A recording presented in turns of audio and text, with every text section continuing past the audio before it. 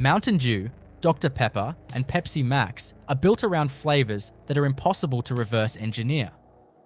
One turns citrus into a sharp electric rush, one hides a famously complex blend, and one strips cola down into a darker, zero-sugar hit. In this documentary, we'll explain how syrups, carbonation, and precision testing turn three guarded formulas into drinks people recognize before they even see the label. Mountain Dew shoots through a maze of stainless steel pipes as concentrated citrus flavor, sweetener, acids, and treated water converge inside a high-capacity blending system. But the fluorescent yellow-green liquid racing through those pipes still has one major ingredient missing: carbonation. At this stage, the beverage is essentially a carefully balanced syrup and water mixture moving under controlled flow, and even though its color already looks familiar, it has not developed the sharp stream of bubbles that will eventually rush upward when a bottle is opened. Before carbon dioxide can be forced into the drink, however, every component has to reach an exact concentration, and that precision starts with the ingredient that occupies more space inside every bottle than anything else. Water enters the beverage plant through a dedicated treatment system and immediately passes through several purification stages. Mechanical filters capture suspended material before activated carbon treatment removes compounds capable of altering the finished flavor. Depending on the incoming water composition, additional filtration and mineral adjustment equipment brings the supply toward a standardized profile. The objective is consistency. Mountain Dew produced during one shift needs the same beverage base as the liquid produced thousands of batches later. So sensors continuously monitor characteristics of the treated water before pumps transfer it into enclosed storage tanks. From there, computer-controlled valves send measured quantities toward the beverage room, where the clear water is about to meet a syrup dramatically more concentrated than the finished drink. Inside large dissolving vessels, the sweetener system is prepared separately. In formulations using sugar, measured quantities of granulated sugar enter warm treated water, while powerful agitators circulate the mixture from the bottom of the tank. The crystals disappear progressively until the liquid becomes a dense, transparent syrup. Filtration follows to remove unwanted particles, and the syrup is transferred through sanitary piping into insulated holding vessels. Other Mountain Dew formulations use different sweetener combinations delivered through their own metering equipment. But, regardless of formulation, the factory must control concentration precisely because this stream becomes one of the largest contributors to the final beverage after water. The citrus flavor system takes a much smaller route through production, but its dosing requires even greater precision. Concentrated flavor ingredients are held in dedicated containers and transferred into preparation vessels in programmed quantities. Acids, coloring components, caffeine, where specified by the formulation, and other beverage ingredients are measured separately before being introduced according to a controlled sequence. Some additions represent only a tiny fraction of the total batch, meaning a pump may be dosing comparatively small amounts, while thousands of liters of water and sweetener wait nearby. The difference in scale is enormous, yet all of those streams must ultimately become one perfectly uniform liquid. That happens inside the main blending system. Treated water begins circulating first, followed by the measured sweetener and concentrated beverage components. Mixing equipment keeps the tank contents moving continuously, pulling liquid through the lower section and returning it higher in the vessel, so concentration differences disappear rapidly. The characteristic Mountain Dew color spreads through the tank until no visible streaks remain. Inline instrumentation checks key beverage parameters, while automated controls compare the measurements with programmed targets. If the proportions are correct, the blend moves forward, but it still cannot be carbonated efficiently at its current temperature. So the next machine changes the physical conditions of the entire beverage without changing its recipe. The Mountain Dew base enters a plate heat exchanger, where it flows through narrow passages, separated from a chilled fluid by thin sheets of stainless steel. The two liquids never mix. Heat simply moves through the metal, rapidly lowering the beverage temperature as it travels. Chilling makes the next stage far more effective because cold liquid can retain dissolved carbon dioxide more readily. Within seconds, enormous volumes of beverage leave the heat exchanger colder than they entered, and pumps drive the chilled stream toward a pressurized vessel where the familiar fizz is finally created. Carbon dioxide enters through precision-controlled gas equipment and disperses throughout the moving Mountain Dew under pressure. Instead of forming the large bubbles visible in an open glass, much of the gas dissolves directly into the cold beverage. Flow meters continuously compare liquid throughput with carbon dioxide delivery, while pressure controls keep the carbonator stable as production speed changes. The liquid leaving this stage may look almost motionless inside the sealed pipe, but it now contains the gas that will erupt from solution whenever pressure is released. From this point onward, controlling that pressure becomes essential.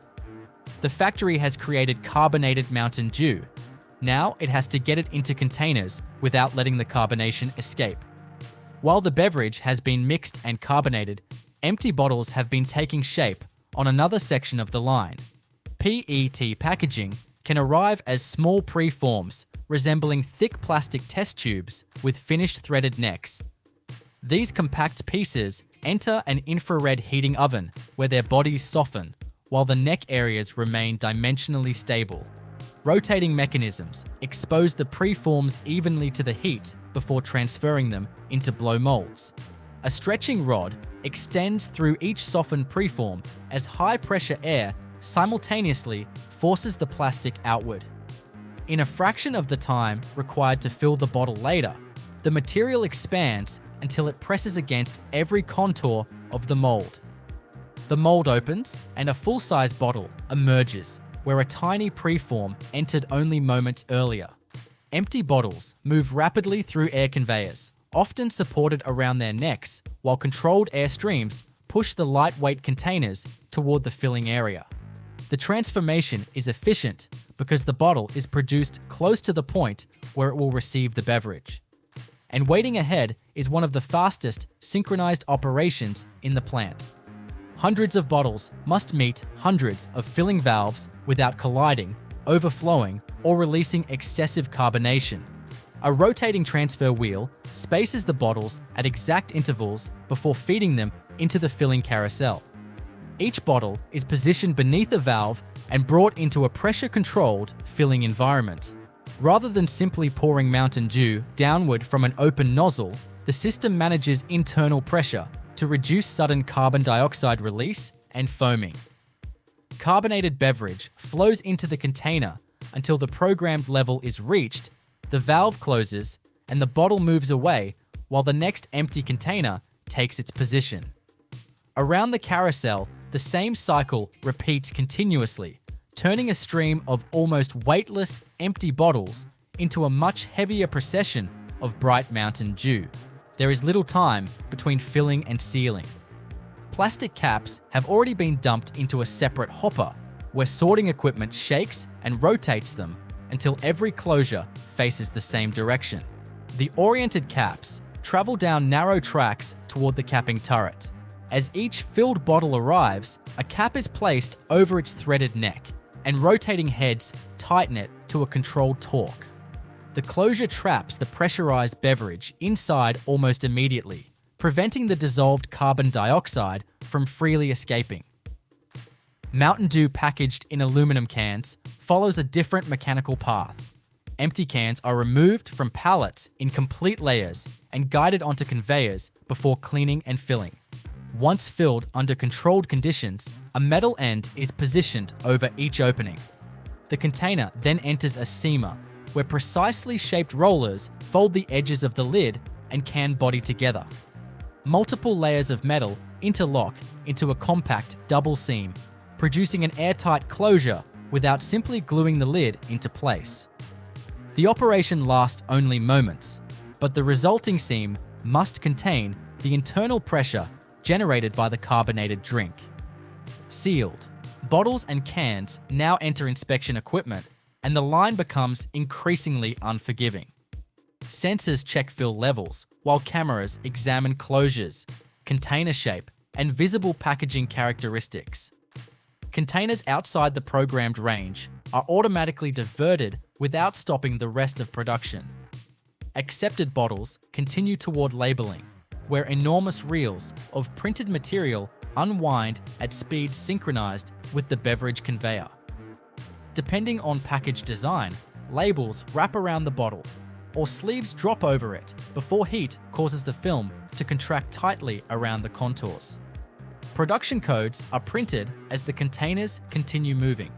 High-speed cameras verify the marks immediately, and guides begin reorganizing the single-file beverage stream into multiple lanes. Until now, each bottle or can has been treated individually.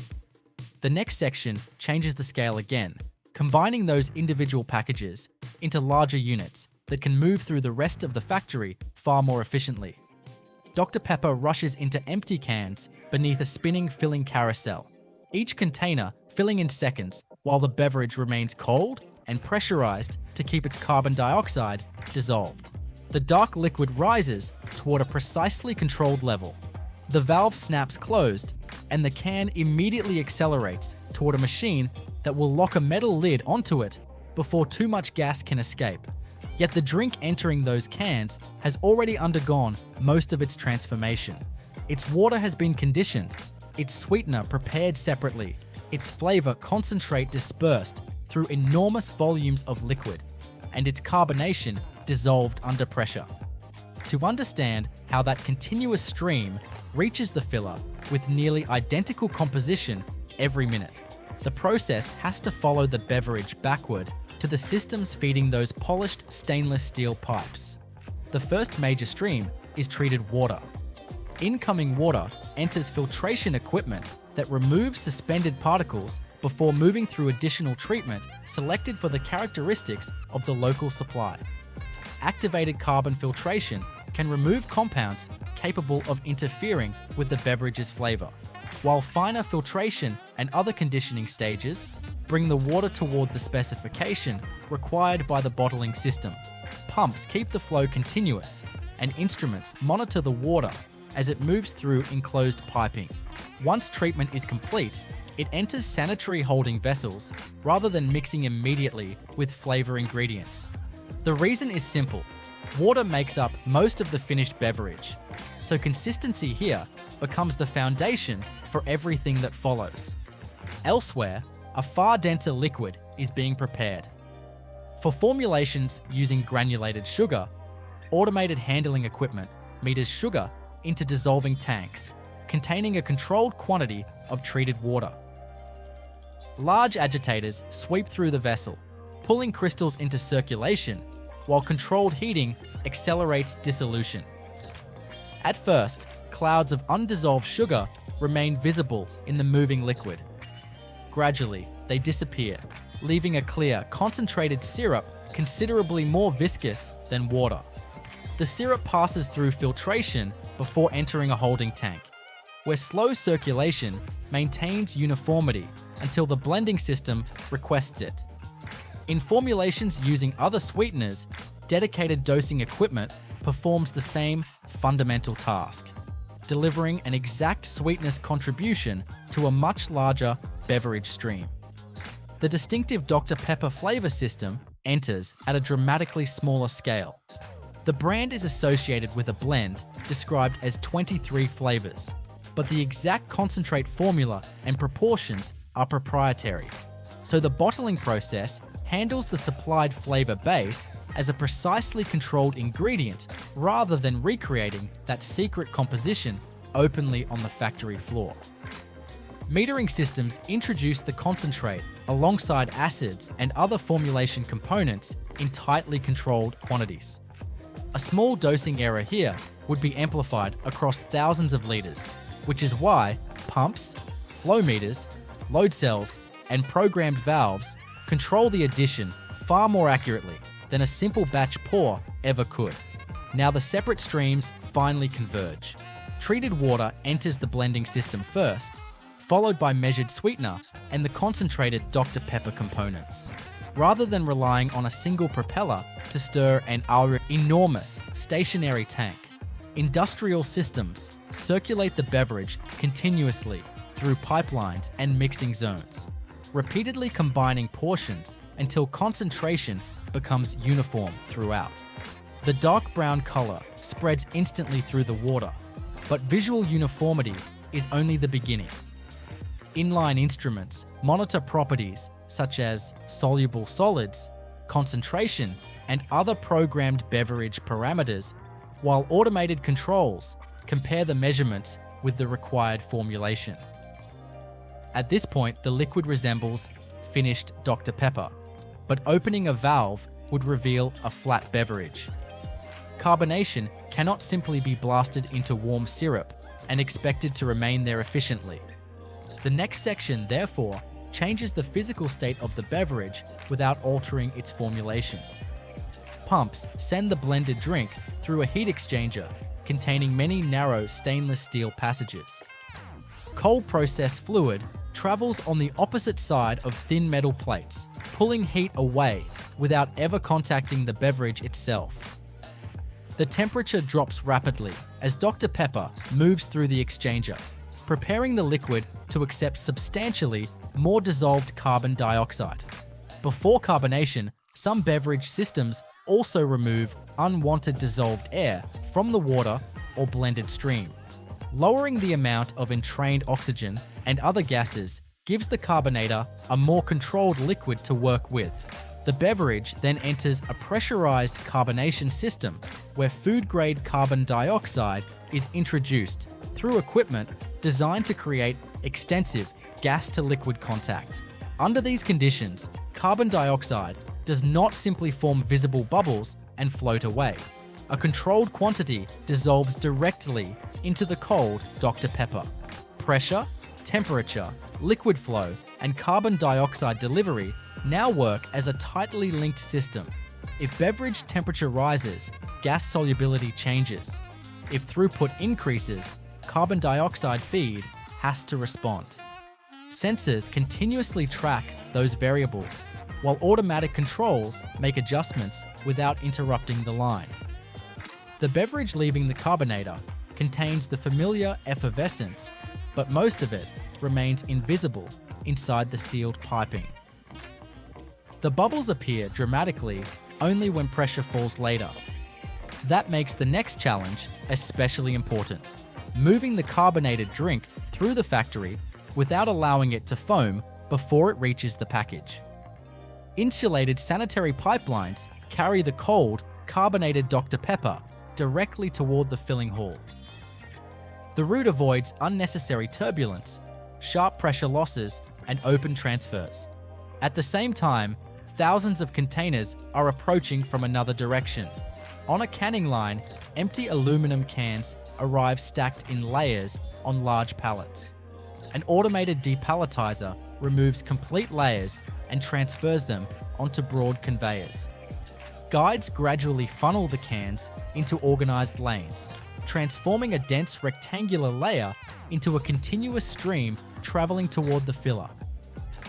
The empty cans pass through cleaning or rinsing equipment and are correctly oriented before entering a large rotary filling machine. Star wheels separate the containers at precise intervals, synchronizing them with individual filling positions around the carousel. Each can moves beneath a valve as the carousel rotates. Dr. Pepper enters rapidly, but the filling conditions are controlled to minimize turbulence and excessive foaming. Within seconds, the programmed quantity is inside. The can leaves the valve and heads immediately toward the seamer, because an open container of freshly carbonated beverage cannot remain exposed for long. Metal ends arrive through a separate feeding system. Each lid is oriented and placed accurately over a filled can, just before the container enters the seaming turret. Inside, the can rotates while precisely shaped seaming rolls fold the edge of the lid together with the flange around the can body. The metal layers curl into one another through multiple forming operations, creating a compact double seam. No ordinary cap is being screwed into place here. The package becomes airtight because its own metal edges are mechanically interlocked around the entire circumference. A finished seam looks simple from the outside, but its geometry is extremely precise. The folded layers have to maintain the correct overlap and compression to contain the internal pressure of the carbonated beverage. Once sealed, cans continue toward inspection systems where fill level and package characteristics can be checked automatically. Containers outside programmed tolerances are diverted while accepted cans remain on the main conveyor. Bottle production follows a different sequence and can begin surprisingly close to the filler. Peat bottles may start as compact preforms with thick walls and fully formed threaded necks. These preforms are loaded into an orientation system and fed through an infrared oven. Their bodies rotate as they pass heating elements, so the plastic reaches a controlled forming temperature without distorting the neck finish. The softened preform then enters a metal mold shaped exactly like the final Dr. Pepper bottle. A stretch rod extends downward inside the preform, while high-pressure air expands the softened plastic outward. The material stretches lengthwise and circumferentially until it contacts the cold mold wall, reproducing the bottle's contours almost instantly. The mold opens and a full-size empty bottle exits where a short plastic preform entered seconds earlier. Air conveyors support the lightweight bottles by their neck rings and propel them toward filling, where the container stream finally meets the same carbonated beverage prepared earlier. Pepsi Max begins changing from a concentrated cola base into a finished soft drink. The instant precision dosing pumps inject tiny streams of sweeteners, acids, caffeine, caramel color, and flavor concentrate into a much larger flow of treated water. Inside the stainless steel blending system, those ingredients disappear almost immediately, swept through static mixers that repeatedly divide and recombine the liquid until the dark cola becomes uniform from one end of the pipe to the other.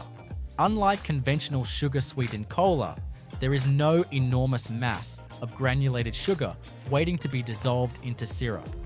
The sweetness comes from intensely sweet ingredients required in far smaller quantities, making accurate metering especially important.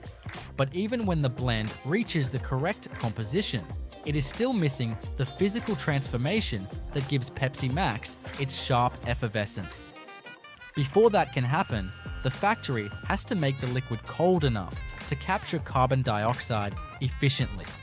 Long before the concentrate reaches the blending line, the largest ingredient has already traveled through a separate treatment system. Incoming water moves first through mechanical filtration that removes suspended particles, followed by additional conditioning stages chosen according to the local water composition. Activated carbon filtration can remove substances that would interfere with the cola profile, while finer treatment brings the water toward the standardized characteristics required for beverage production. Instruments continuously measure flow and other process parameters, while automated valves direct the treated water into enclosed holding tanks. The factory now has a stable base, but the difficult part is adding ingredients used at radically different concentrations without allowing tiny dosing variations to become noticeable across an entire production run.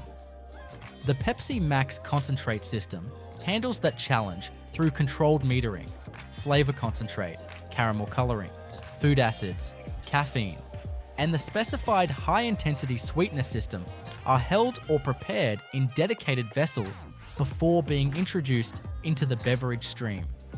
The exact concentrate formulation remains proprietary, so the bottling plant handles it as a controlled production ingredient rather than openly rebuilding the flavor from individual aromatic components. Pumps calibrated for relatively low flow rates deliver the concentrate in synchronization with the much larger water stream. Load cells, flow meters, and programmed valves monitor each transfer, creating a ratio that remains stable even as production speed changes. The blending equipment keeps everything moving. Some systems combine ingredients continuously in pipelines, while others use large batch tanks fitted with recirculation loops and powerful agitators. Either way, the objective is the same: eliminate concentration gradients until every portion of the cola has essentially the same composition. The caramel color spreads through the water almost instantly, creating the familiar dark appearance, while acids and flavor compounds disperse invisibly. Inline instruments monitor programmed beverage parameters, and only after the yeast blend reaches specification can it proceed. Now the process takes a turn that is almost entirely physical rather than chemical. The blended Pepsi Max enters a plate heat exchanger and races through thin channels of stainless steel. On the opposite side of those plates, a refrigerated process fluid removes heat from the beverage without ever contacting it. Because the passages are narrow, enormous surface area is available for heat transfer, allowing a continuous stream of cola to become dramatically colder in only a short distance. This temperature reduction is essential for what comes next. The colder the beverage, the more effectively carbon dioxide can remain dissolved under pressure. The chilled cola enters the carbonation system. Carbon dioxide arrives through regulated gas lines and is introduced into the beverage under elevated pressure using equipment designed to maximize contact between gas and liquid. The process does not aim to create visible foam.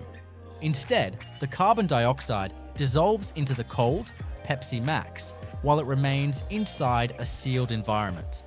Pressure sensors, gas flow controls, beverage flow meters, and temperature instruments continuously interact, automatically correcting the process as throughput changes. The finished cola is now carbonated, but that creates a new manufacturing problem.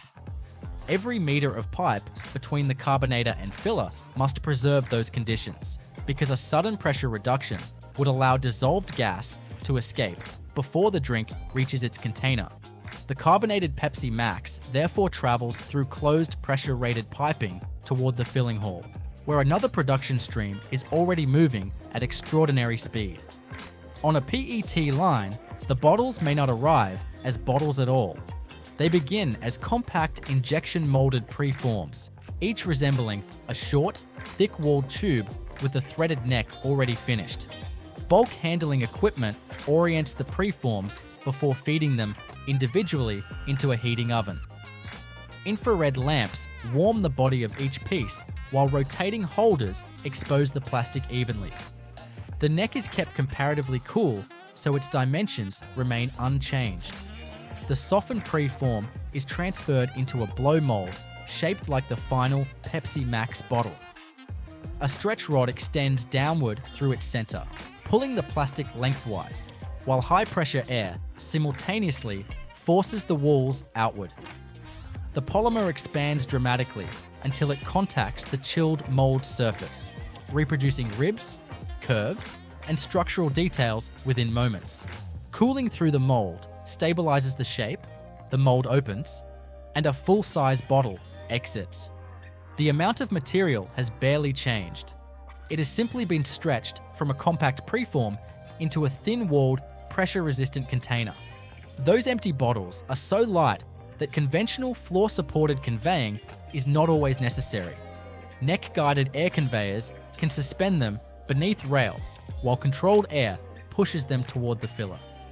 The bottles sweep around bends and merge from multiple lanes before entering a star wheel that spaces them precisely.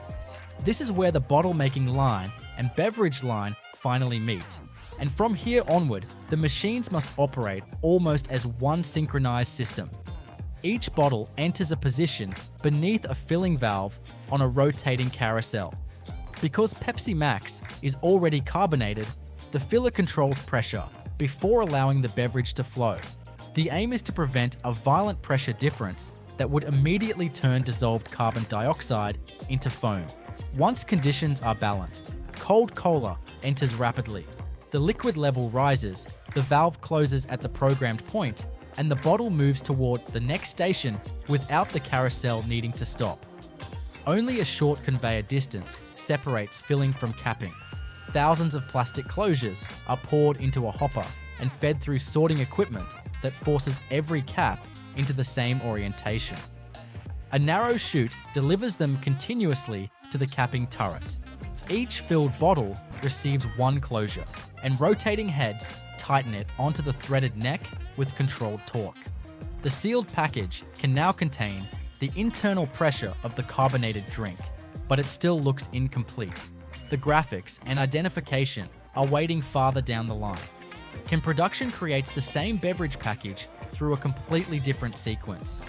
Empty aluminum cans arrive in tightly stacked pallet layers.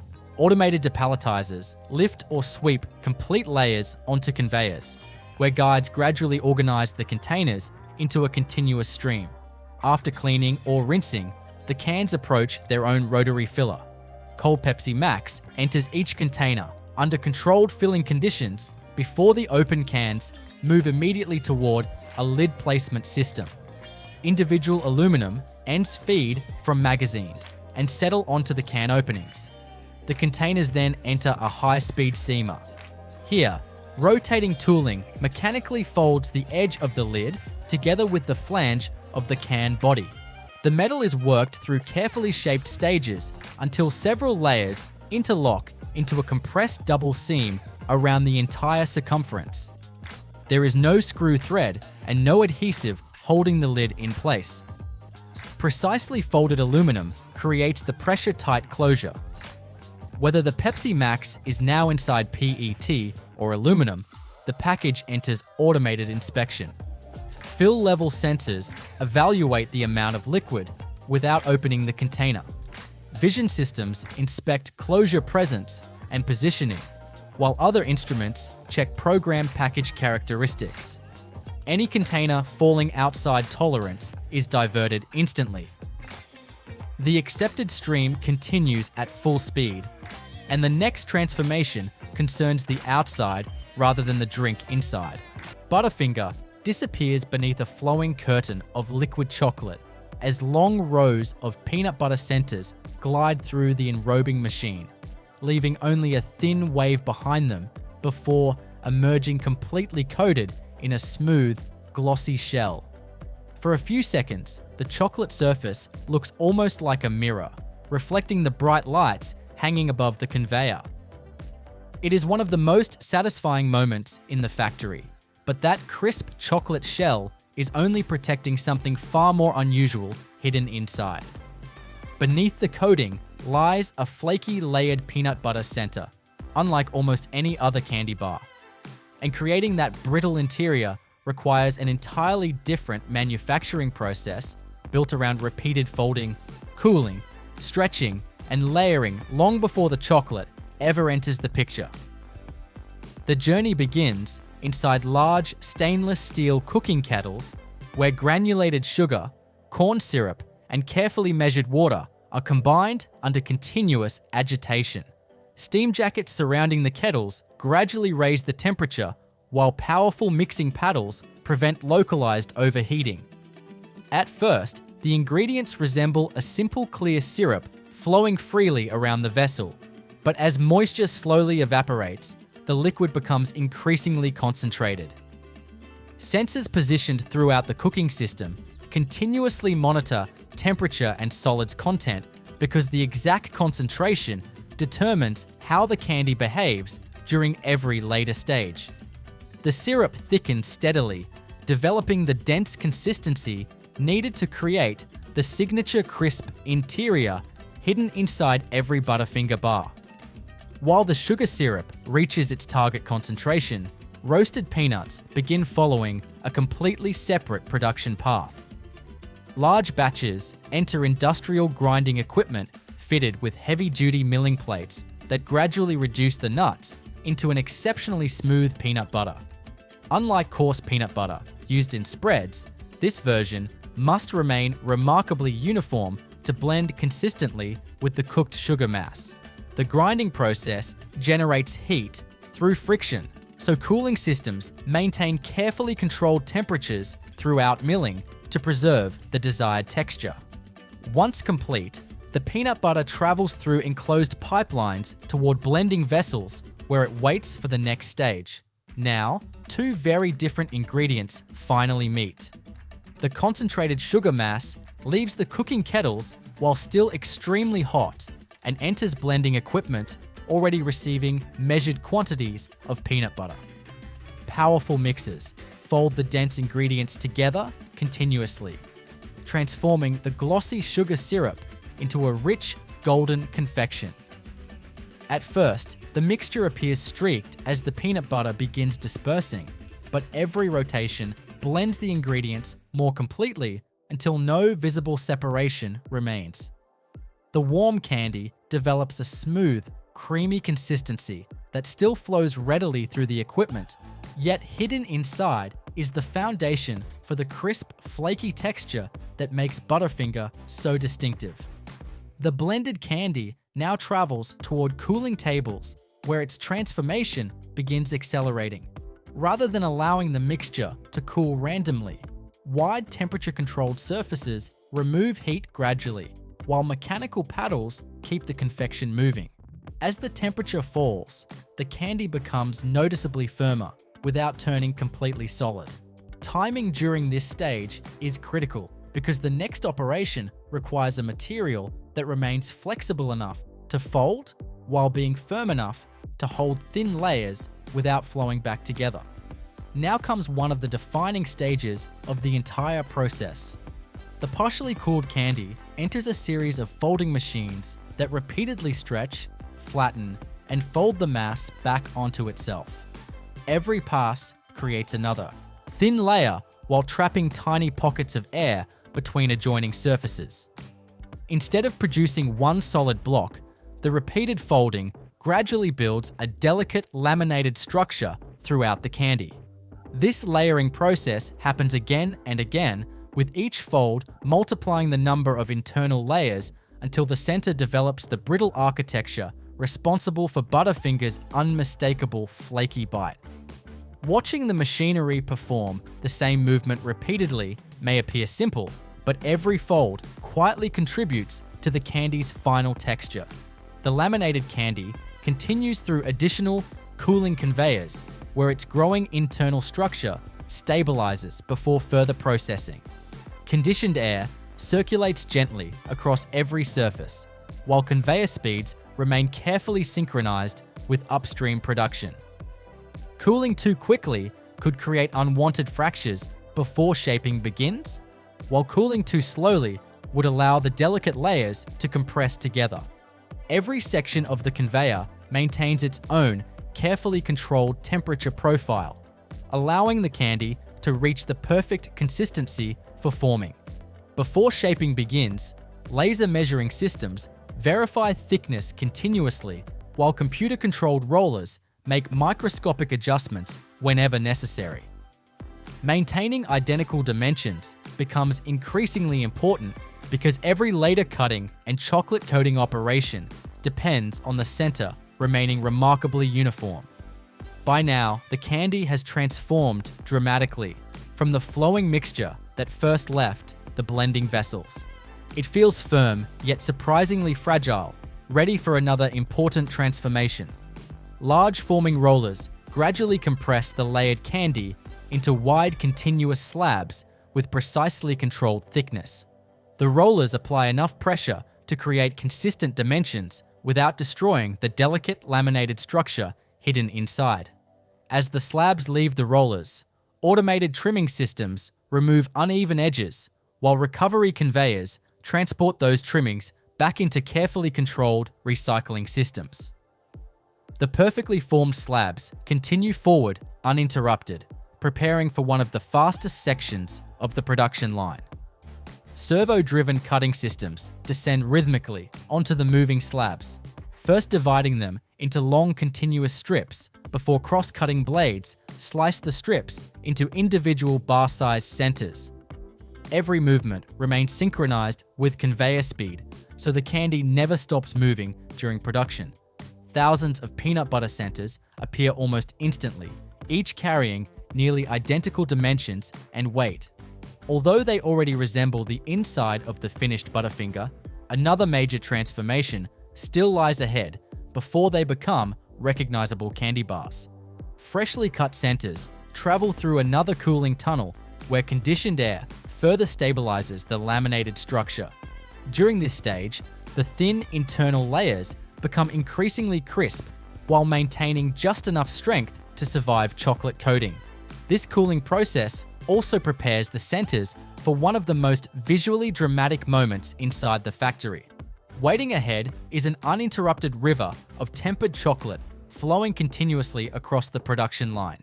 Meanwhile, chocolate preparation has been underway inside another part of the facility. Large melting tanks gently warm solid chocolate until it becomes completely liquid before pumps transfer it through tempering equipment. Carefully controlled heating and cooling cycles encourage stable cocoa butter crystal formation, creating chocolate capable of developing a glossy finish and clean snap after solidification. Sensors monitor temperature continuously because even slight variations affect how the coating behaves once applied.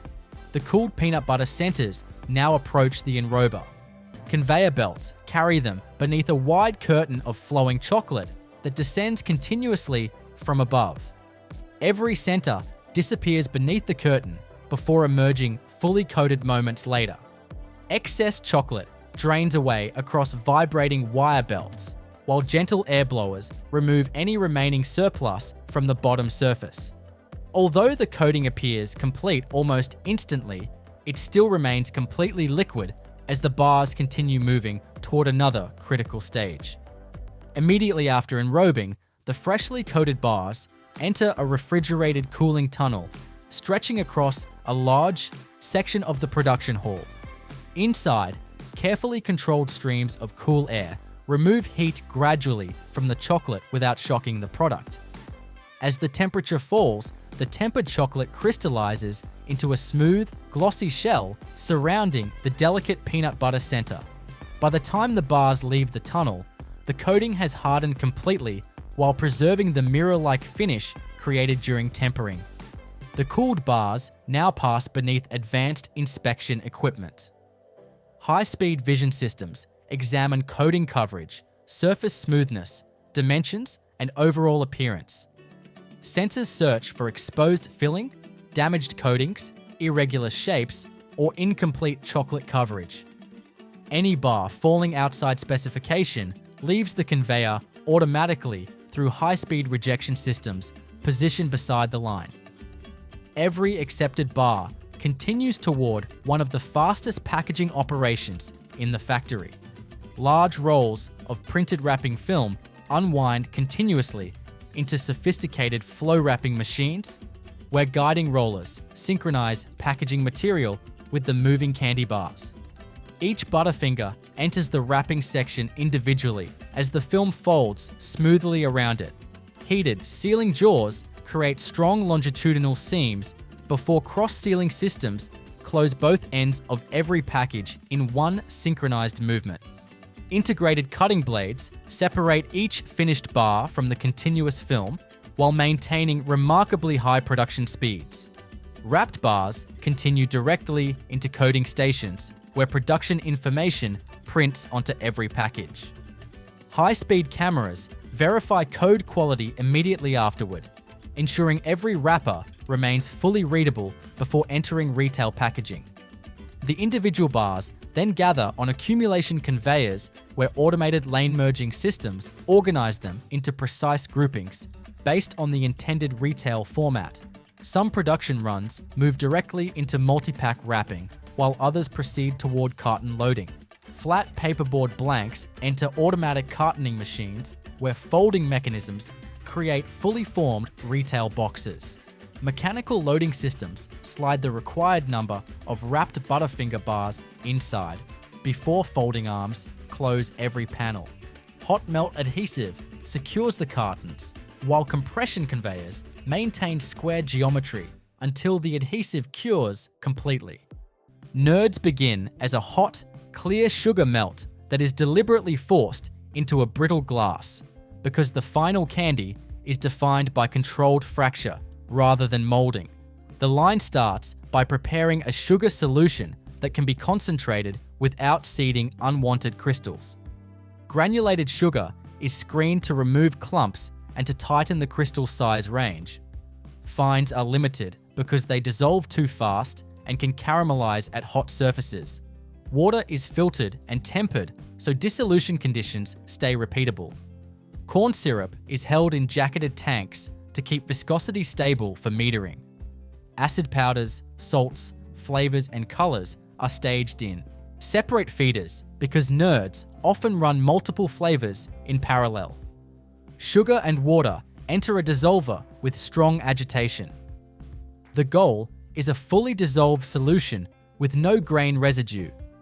Any undissolved grain becomes a nucleation site that can trigger premature crystallization.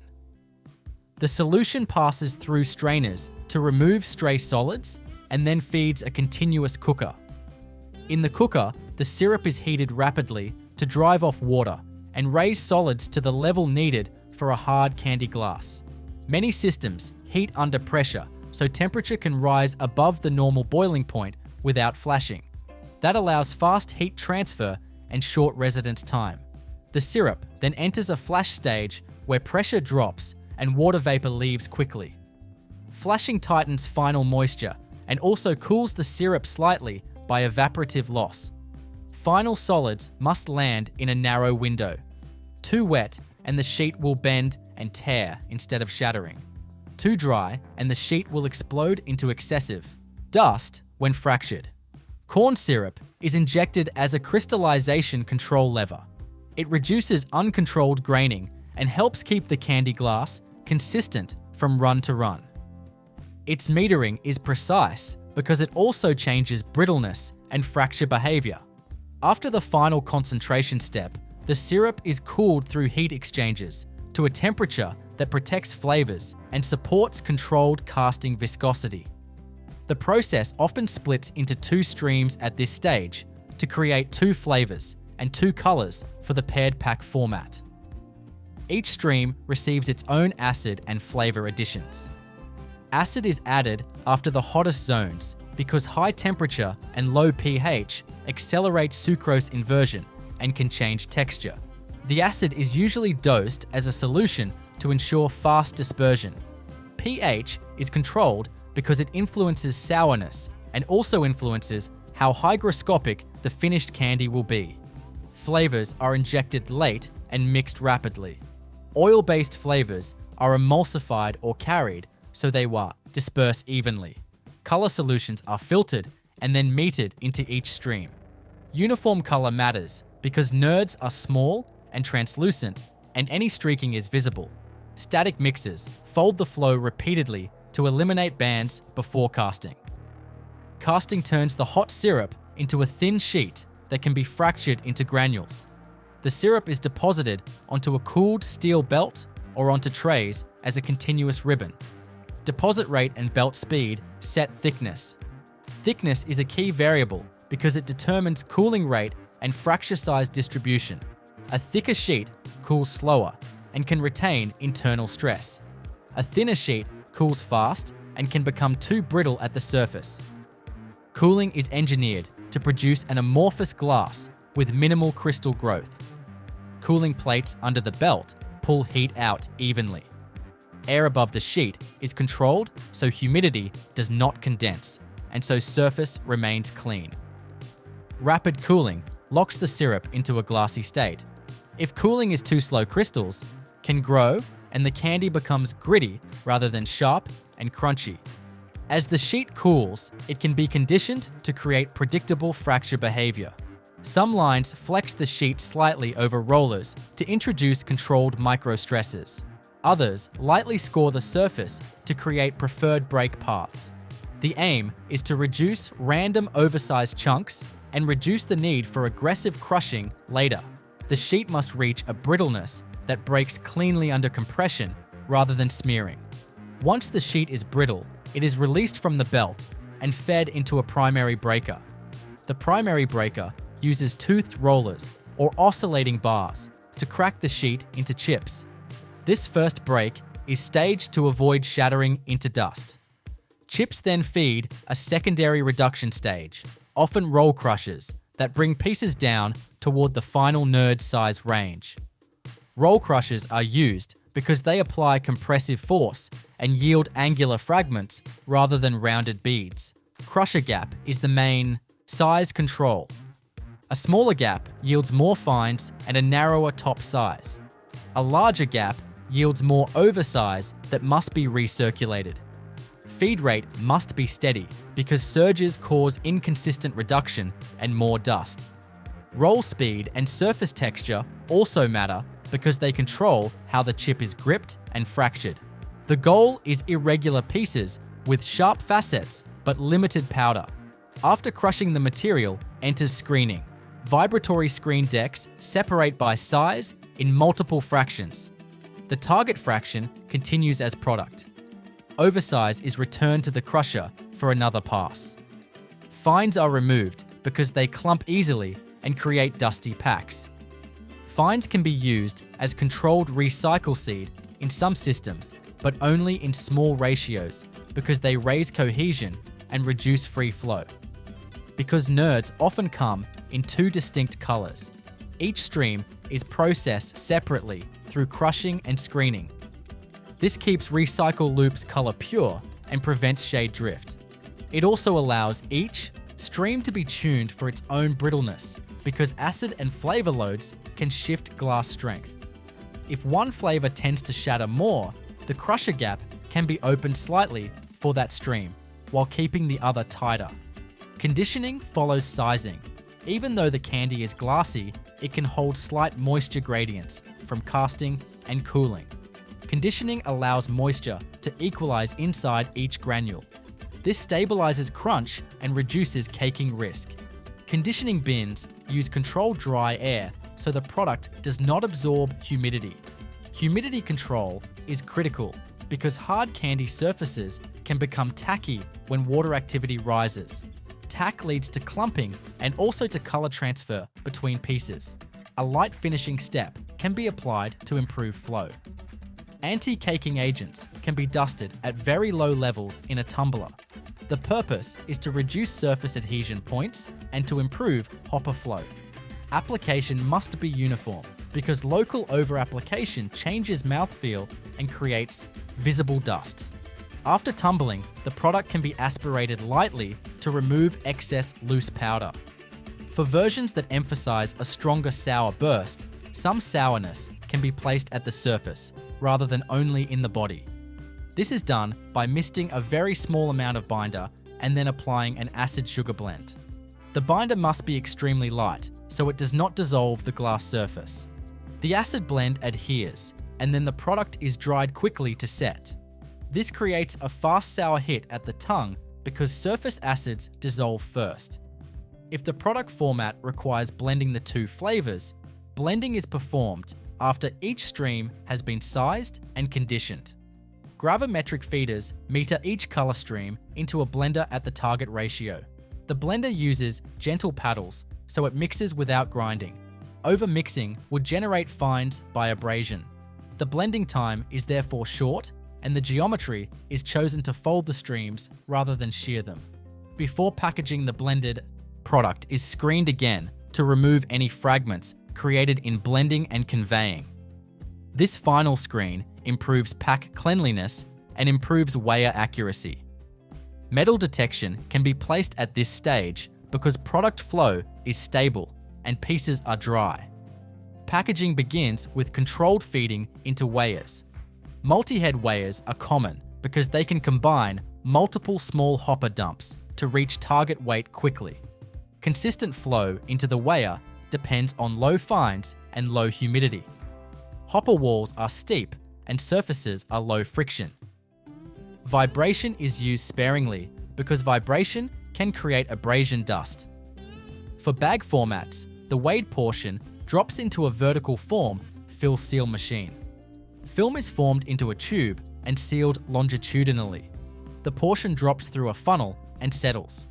Transverse seals close the bag above and below the portion. Seal timing must keep granules away from the seal jaws. Dust management is important because sugar dust in the seal area can weaken the seal. Oreos are manufactured by producing a cocoa cookie wafer with a controlled snap and surface texture, producing a fat-based creme that holds shape without refrigeration, then assembling 2 wafers around a measured cream deposit before packaging to protect crispness. The cookie wafer begins with flour and cocoa handling because particle size and moisture define dough behavior. Flour is sieved to remove lumps and to aerate it for consistent hydration. Cocoa powder is sifted because it compacts and forms clods that create dark streaks. Sugar is screened to control crystal size and reduce dust. Leavening and salt are weighed precisely because they drive spread and porosity. Fats are tempered to a plastic consistency so they cream evenly and do not separate during mixing. Water is tempered because dough temperature controls sheeting and bake spread. Mixing starts by building a fat-sugar phase that controls texture. Fat and sugar enter a mixer and are creamed until sugar crystals are uniformly wetted and small air cells are incorporated. Air incorporation is controlled because it influences wafer porosity and snap. Too much air yields fragile wafers that crumble during sandwiching. Too little air yields dense wafers that lack the intended crisp bite. Salt and leavening can be added during creaming so they disperse evenly through the fat phase. Water is introduced next in a controlled stream. The water level is set to produce a dough that sheets cleanly without sticking.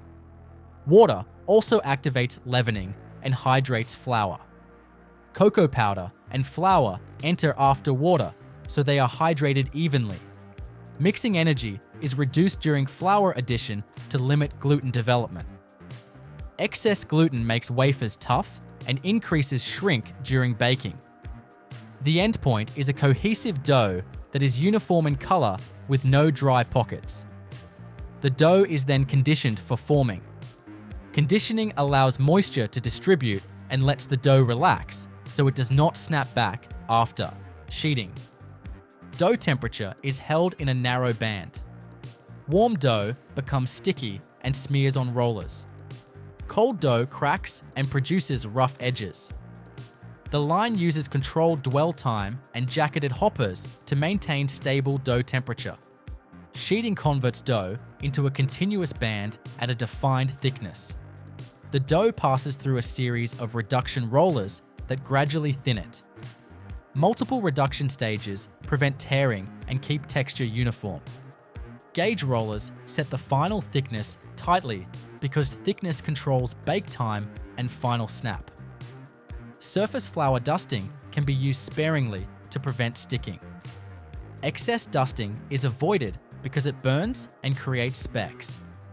The sheet enters rotary cutting and embossing. Rotary cutters punch round wafers from the sheet while an embossed pattern is pressed into the surface. The embossing is functional. It controls thickness uniformity, adds texture, and influences how creme bonds. Docking holes are also created during this step. Docking vents steam during baking and prevents blistering. The sheet scrap around the cutouts is lifted and recycled back into the dough stream under controlled ratios. Scrap ratio is limited because repeated working increases gluten and changes dough rheology. Cut wafers transfer to an oven band and enter a tunnel oven. Baking is zoned to set structure and drive moisture to a low endpoint. Early zones melt fat and allow the dough to expand slightly as leavening gases form. Starch gelatinizes and protein set, turning the dough into a porous solid. Mid-zones develop color and drive off moisture. Later zones finish drying so the wafer becomes crisp and stable. Moisture endpoint is critical. If moisture is too high, wafers soften in the package, and the sandwich loses snap. If moisture is too low, wafers become brittle and crack during assembly. Oven temperature and airflow are tuned to reach a narrow moisture band. Airflow affects surface drying and color. Strong airflow dries faster and can increase snap. Lower airflow yields a gentler bake and can retain a softer bite. The line controls top and bottom heat to prevent warping and ensure even bake across the wafer. After baking, wafers exit hot and fragile. Cooling stabilizes structure as fats resolidify and moisture equilibrates. Cooling conveyors use controlled airflow. Dehumidified air is often used because crisp wafers can absorb moisture from humid air. Cooling brings wafers to a temperature suitable for creme application. Wafers that are too warm will soften the creme on contact and can cause slip. Wafers that are too cool can be brittle and prone to edge chips. Wafers are sorted and oriented for assembly. Vision systems can reject misshapen wafers and cracked wafers. Thickness checks and color checks verify the oven profile. Good wafers are aligned in lanes, so the embossed side faces the correct direction. Alignment is important because the pattern must be consistent on the outside of the sandwich. Cream. Manufacture runs as a separate stream because it is a fat-based system that must remain stable and non-gritty. The cream is built from sugar, fat, and emulsifiers plus flavor. Sugar is milled or selected to a fine particle size so the cream feels smooth. The fat base is prepared from vegetable fats that are melted and then cooled to a specific plastic state. Plastic state matters because it determines how the creme whips and how it holds shape. Cream mixing begins by blending fat and fine sugar under shear. The mixture transitions from dry and crumbly to smooth as fat coats sugar particles. Emulsifiers are added to reduce viscosity and improve spread. Flavor is added late so it remains strong. The creme is mixed until particle wetting is complete and the texture is uniform. Air can be incorporated in a controlled way to adjust density. Higher aeration yields a lighter cream that compresses easily. Lower aeration yields a denser cream with firmer bite. Temperature control in the creme is critical. If the creme is too warm, it becomes too fluid and can squeeze out during sandwiching. If it is too cold, it becomes stiff and can crack or fail to adhere. The process holds creme in a narrow temperature range where it is depositable and retains sharp edges after deposition. Cream is delivered to the assembly line through heated or conditioned piping. The depositor meters a precise mass onto each wafer. Depositing is typically done as a spiral or star pattern. The pattern controls spread when the top wafer is applied. The deposit height determines final sandwich thickness. Weight control is tight because it affects bite and package count weight. As soon as cream is deposited, a second wafer is placed on top. Placement systems pick wafers and align them over the cream deposit. The wafers are pressed together with a controlled compression. Compression spreads the cream to the edge without breaking the wafer. Too much compression crushes wafers and causes overspread. Too little compression leaves a tall deposit and weak adhesion. Compression also sets the final wafer to creme contact, which controls stability during transport. After sandwiching, the cookies move through a short setting conveyor. During this stage, the creme fat network stabilizes and holds the sandwich geometry. Cooling can be applied to firm the cream slightly.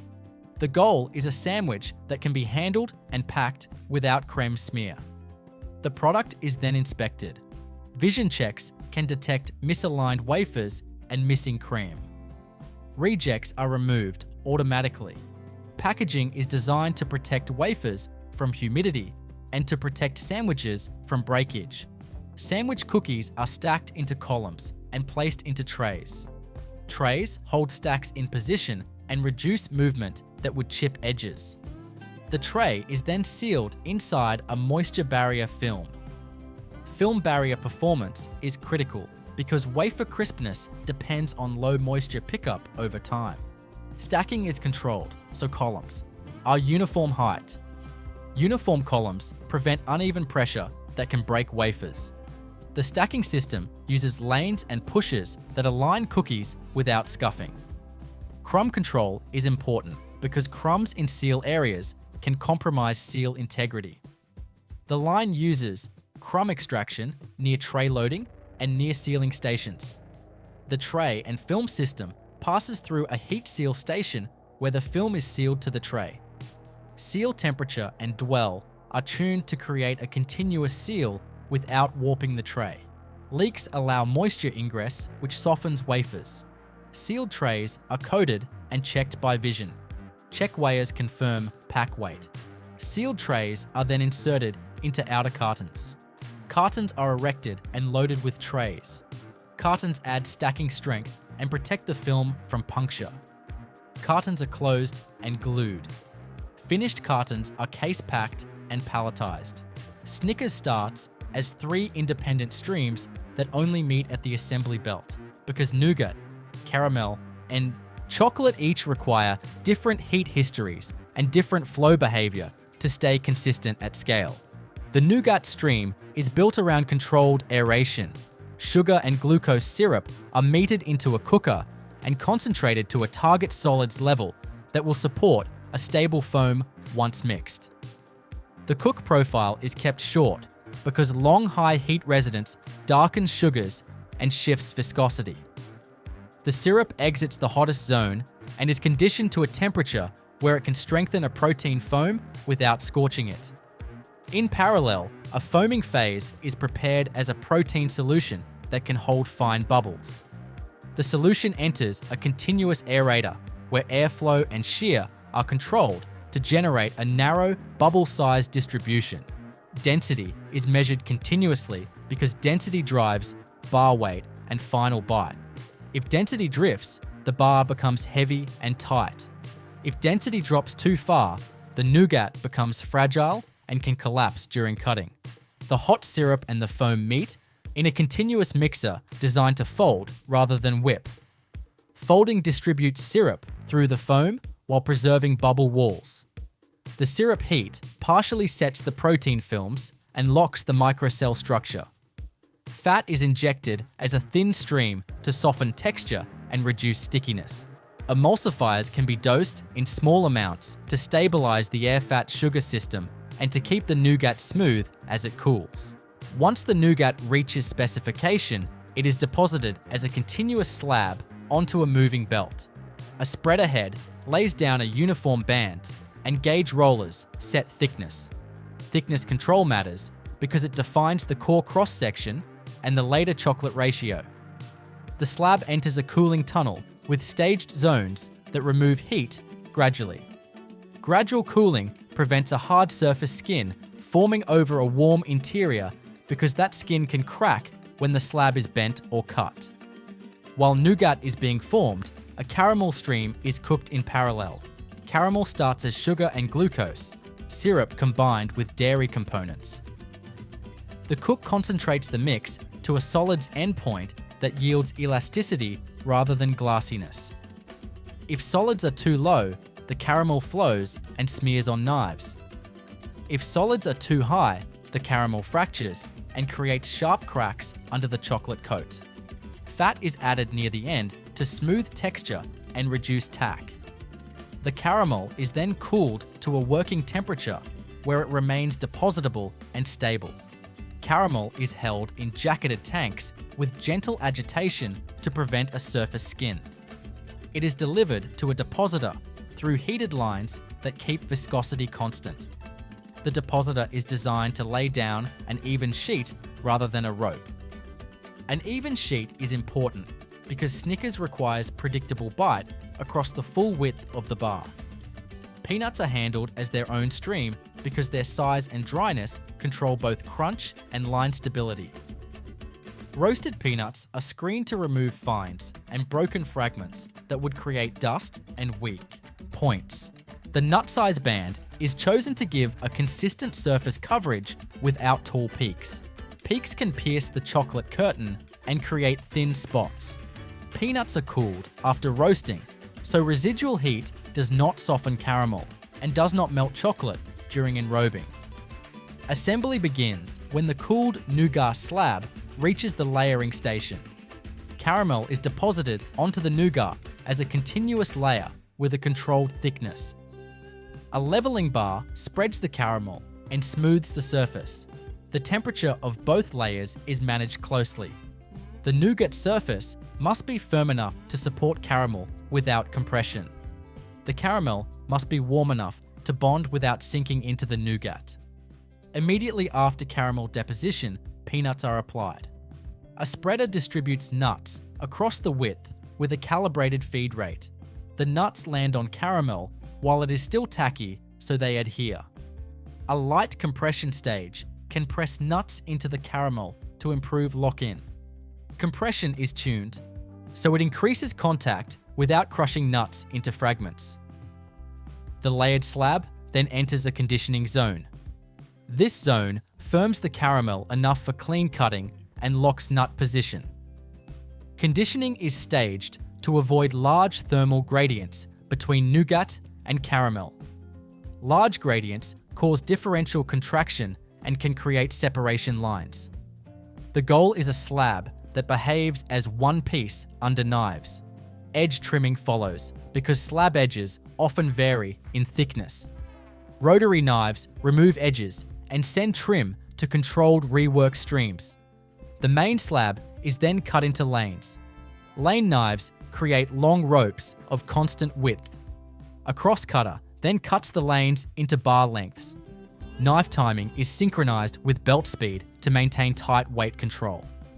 Knife surfaces and temperatures are managed because caramel can stick and smear if the blade is too warm or too cold. The cut bars are transferred to the enrobing line with controlled spacing. Spacing prevents chocolate bridges between adjacent bars. Transfer points minimize drop height because impact can dislodge nuts and can dent the nougat. A brief pre-chill can be used to firm the bar surfaces. Firmer surfaces improve chocolate coverage and reduce nut movement during curtain contact. Chocolate coating is prepared in a separate system where temper is the critical parameter. Chocolate is melted and filtered to remove unmelted particles. It is tempered in a continuous tempering unit that heats and cools in stages. The process builds stable seed crystals and then sets a working temperature that keeps viscosity steady. Viscosity matters because it defines curtain thickness and therefore coating weight. If viscosity drifts, the bars become heavy or exposed. Enrobing applies chocolate with a top curtain and a bottoming system. Bars pass through a chocolate waterfall that coats the top and sides. The underside is coated by a bottoming roller or a bath section that lays a uniform base. Excess chocolate drains through a wire belt. Air knives smooth the surface and control the thickness at edges and the foot at the base. Air knife settings are tuned so they remove excess without exposing nuts at corners. If a top pattern is used, a stringer drizzles thin lines across the wet surface. The pattern must be applied while the base coat is still tacky enough to bond. The bars then enter the cooling tunnel immediately, so the coat sets without slumping. Cooling is staged to protect chocolate crystal structure and to prevent cracks around nut peaks. The first zone sets the surface quickly, so the coat holds shape and locks nuts in place. Subsequent zones cool more gradually, so stable crystals grow without stress. Tunnel humidity is controlled to prevent condensation because condensation can create bloom and surface haze. Bars exit at a temperature that supports wrapping without scuffing. During cooling, the internal layers also stabilize. Nougat firms as its fat phase crystallizes and its bubble. Walls become more rigid. Caramel reaches its final elasticity and stops flowing at the interface. The chocolate coat becomes a barrier that slows moisture exchange and protects texture. Inspection follows cooling because surface defects are easier to detect when the coat is fully set. Vision systems check for exposed edges and bald spots and heavy feet. Weight checks verify that cutter control and coating control are stable. Metal detection can be placed before wrapping. Defective bars are diverted to rework. Rework is managed carefully because tempered chocolate cannot be recycled directly into tempered streams without remelting and retempering. Wrapping begins with steady bar spacing into a flow wrapper. Film is formed around each bar and sealed with heat and pressure. Sealed well and temperature are tuned to create strong seals without shrinking film onto the chocolate. Film tension is controlled to prevent scuffing. Code printing is applied for traceability. Wrapped bars can be collated into multi-packs or cartons. Collation uses lanes and gating, so bars group without impact. Cartons are erected and loaded and closed. Finished units are case-packed and palletized. Case patterns reduce movement that can abrade wrappers and stress seals. Takis disappear into a rotating seasoning drum almost completely plain, but by the time they tumble back into the light, only seconds later, every tightly rolled tortilla has become coated in an intense layer of deep red seasoning that clings to every curve and every edge. Clouds of finely milled chili powder swirl through the drum as thousands of spinning rolls continuously collide, separate, and roll again, building the bold coating that makes the snack instantly recognizable. It looks like the final step, yet none of that seasoning would stay attached if the tortillas had not already passed through an extraordinary sequence of mixing, sheeting, rolling, frying, drying, and cooling. The dramatic color is only possible because every earlier stage has prepared the surface with remarkable precision. The process begins in an entirely different part of the factory, where yellow corn flour arrives from enclosed storage silos through pneumatic conveying systems. Unlike ordinary cornmeal, the flour used for tortilla-based snacks is selected to create a smooth, flexible dough capable of being rolled tightly without cracking. Automated weighing stations measure every ingredient before it enters massive ribbon mixers alongside carefully controlled quantities of water, salt, vegetable oil, and functional ingredients that influence elasticity and strength. Wide rotating paddles fold the ingredients together continuously until every dry particle has absorbed moisture. The loose flour gradually transforms into a dense golden dough with a remarkably consistent texture from one end of the mixer to the other. Instead of sending the dough immediately toward forming equipment, the factory allows it to rest inside enclosed conditioning hoppers, where moisture continues migrating naturally throughout the mixture. Although the dough appears motionless from the outside, hydration continues balancing itself between every particle of corn flour. This short resting period improves flexibility while reducing internal stresses that could otherwise create cracks during rolling. Temperature sensors and automated timing systems carefully monitor every batch because even slight changes in conditioning influence how the dough behaves later on. The conditioned dough now begins one of its most important transformations. Heavy sheeting rollers compress the dense mass into broad, continuous sheets, while each successive roller reduces thickness slightly more than the previous one. Instead of flattening the dough in one aggressive movement, the factory gradually stretches it into an endless ribbon with nearly identical thickness across its entire width. Laser measuring systems positioned above the conveyors monitor every section continuously, allowing computer-controlled adjustments to maintain remarkable consistency. By the end of the sheeting line, what entered as a heavy block of dough has become a smooth, flexible sheet, moving steadily toward high-speed cutting equipment. Rotary cutters descend rhythmically onto the traveling sheet, stamping out long oval sections that will soon become the familiar rolled tortilla shape. Every cut happens in perfect synchronization with conveyor speed, producing identical pieces, while leaving very little waste behind. Remaining dough surrounding the cut shapes does not leave the production process.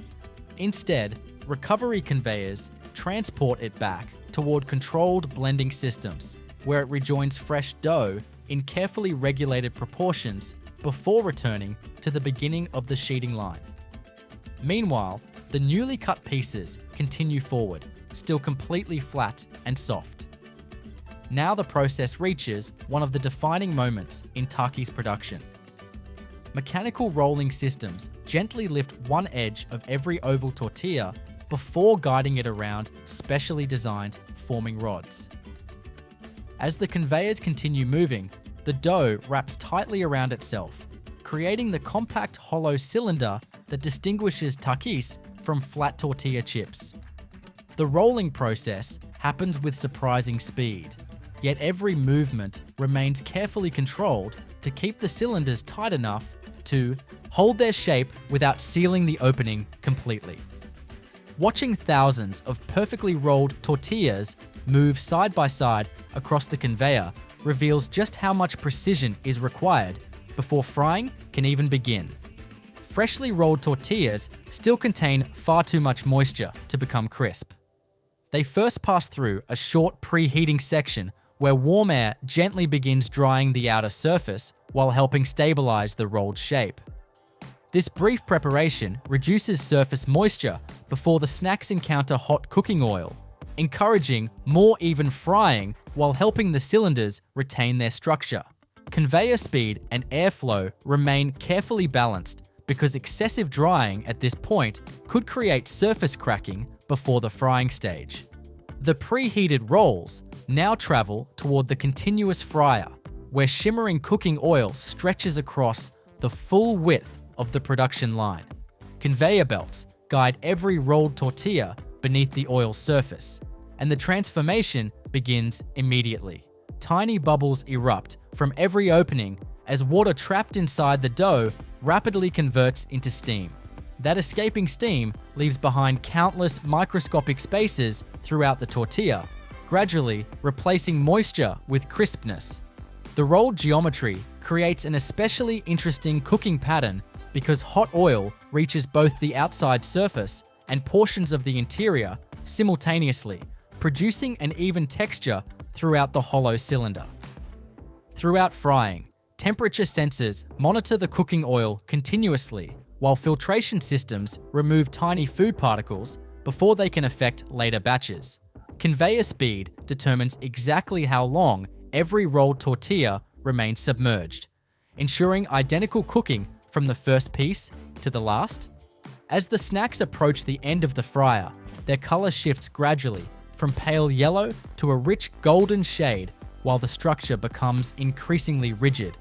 They now possess the familiar crunch associated with Takis, yet they still lack the bold flavor that defines the finished product. Emerging from the fryer, the freshly cooked rolls pass across draining conveyors where gravity begins removing excess surface oil. Gentle vibration encourages remaining oil to leave the hollow centers, while carefully positioned air knives direct streams of air across the moving product.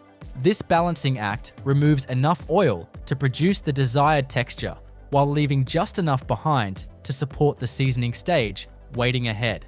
The rolls continue cooling slightly as they move along wide conveyors, preparing for one of the most visually dramatic transformations inside the factory.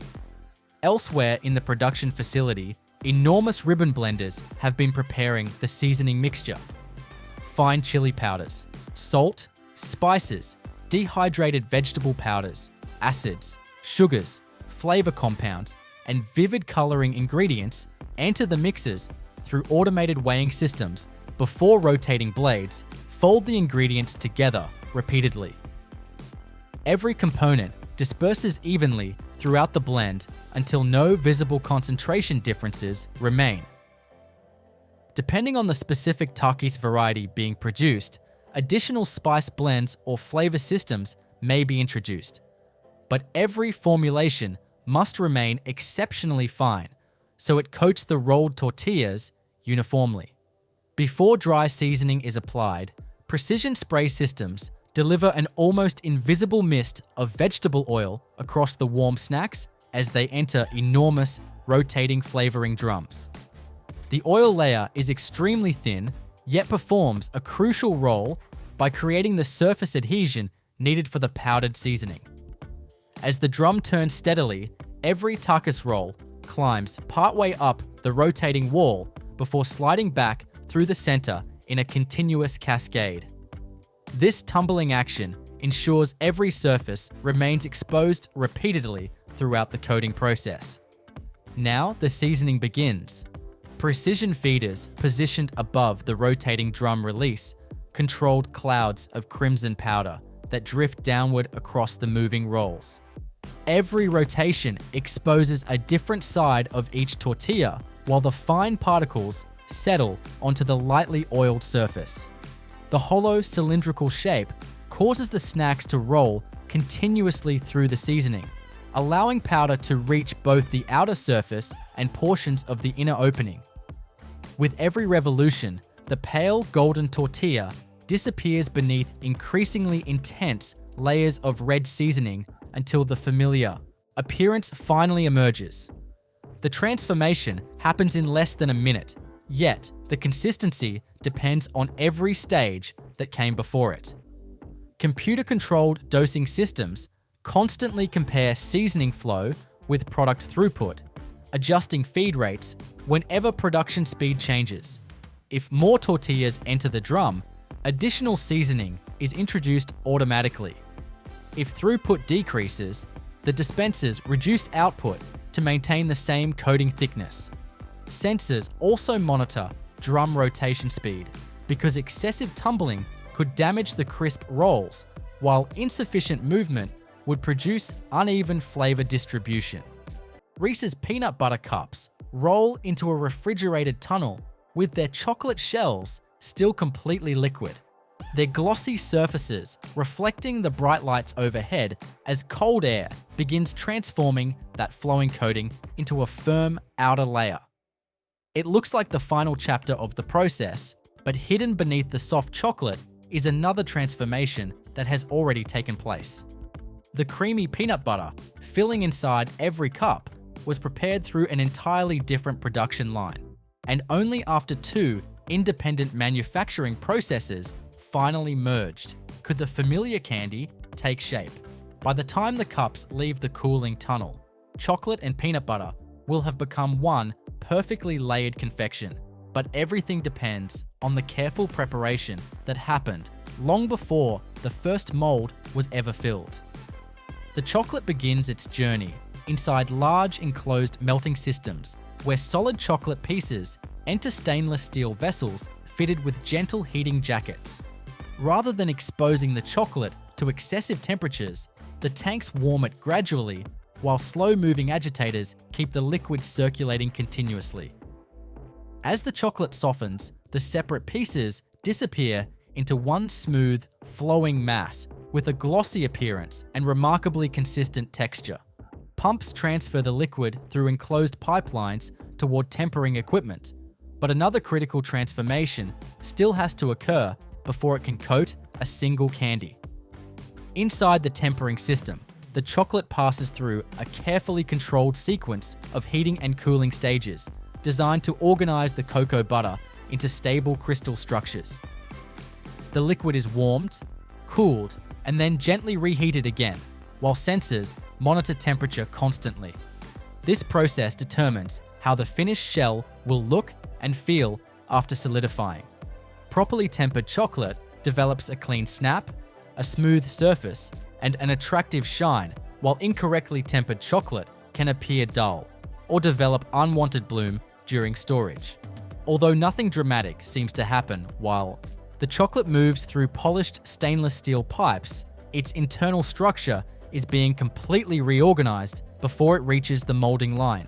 While the chocolate follows its own path, roasted peanuts are beginning an entirely separate transformation elsewhere in the factory. Large batches of peanuts enter industrial grinding systems where progressively finer milling equipment reduces them into an exceptionally smooth peanut butter. Heavy grinding plates and precision refining equipment break the peanuts down until their natural oils combine into a creamy, flowing paste with almost no visible particles remaining. Cooling systems remove heat generated during grinding, so the peanut butter maintains the ideal consistency before blending begins. The freshly ground peanut butter enters large stainless steel mixing vessels, where carefully measured quantities of sugar, salt, and other functional ingredients are added through automated weighing systems. Powerful mixing blades fold everything together continuously until the once fluid peanut butter becomes thicker, smoother, and remarkably uniform throughout the vessel. Unlike spreadable peanut butter found in jars, this filling must hold its shape after depositing while remaining soft enough to create the signature texture inside every Reese's peanut butter cup. Every adjustment to mixing time, ingredient ratio, and temperature influences that balance. Once blending is complete, the peanut butter filling moves into holding tanks equipped with slow-turning agitators that keep the mixture completely uniform without introducing unnecessary air. Pumps continuously circulate the filling while maintaining carefully controlled temperatures that allow it to flow smoothly toward the depositing equipment. The chocolate and peanut butter are now both ready, but they still remain on completely separate production lines. The moment they finally meet is one of the most fascinating stages in the entire factory. Rows of paper cup liners travel along conveyors toward precision molding equipment where the first layer of chocolate is deposited. Each paper liner enters a rigid supporting mold that holds its shape throughout production. Depositing nozzles release measured portions of tempered chocolate into every waiting liner with extraordinary accuracy. At first, the chocolate forms only a shallow pool covering the bottom. Immediately afterward, the molds pass through vibration systems that gently shake the liquid, encouraging it to flow evenly across the base while climbing partway up the paper sides. This movement quietly creates the lower shell that will eventually surround the peanut butter center. Before the chocolate has time to harden completely, the molds enter a short, cooling stage where the outer shell begins stabilizing. The chocolate becomes firm enough to support the filling while remaining capable of bonding perfectly with the top layer added later.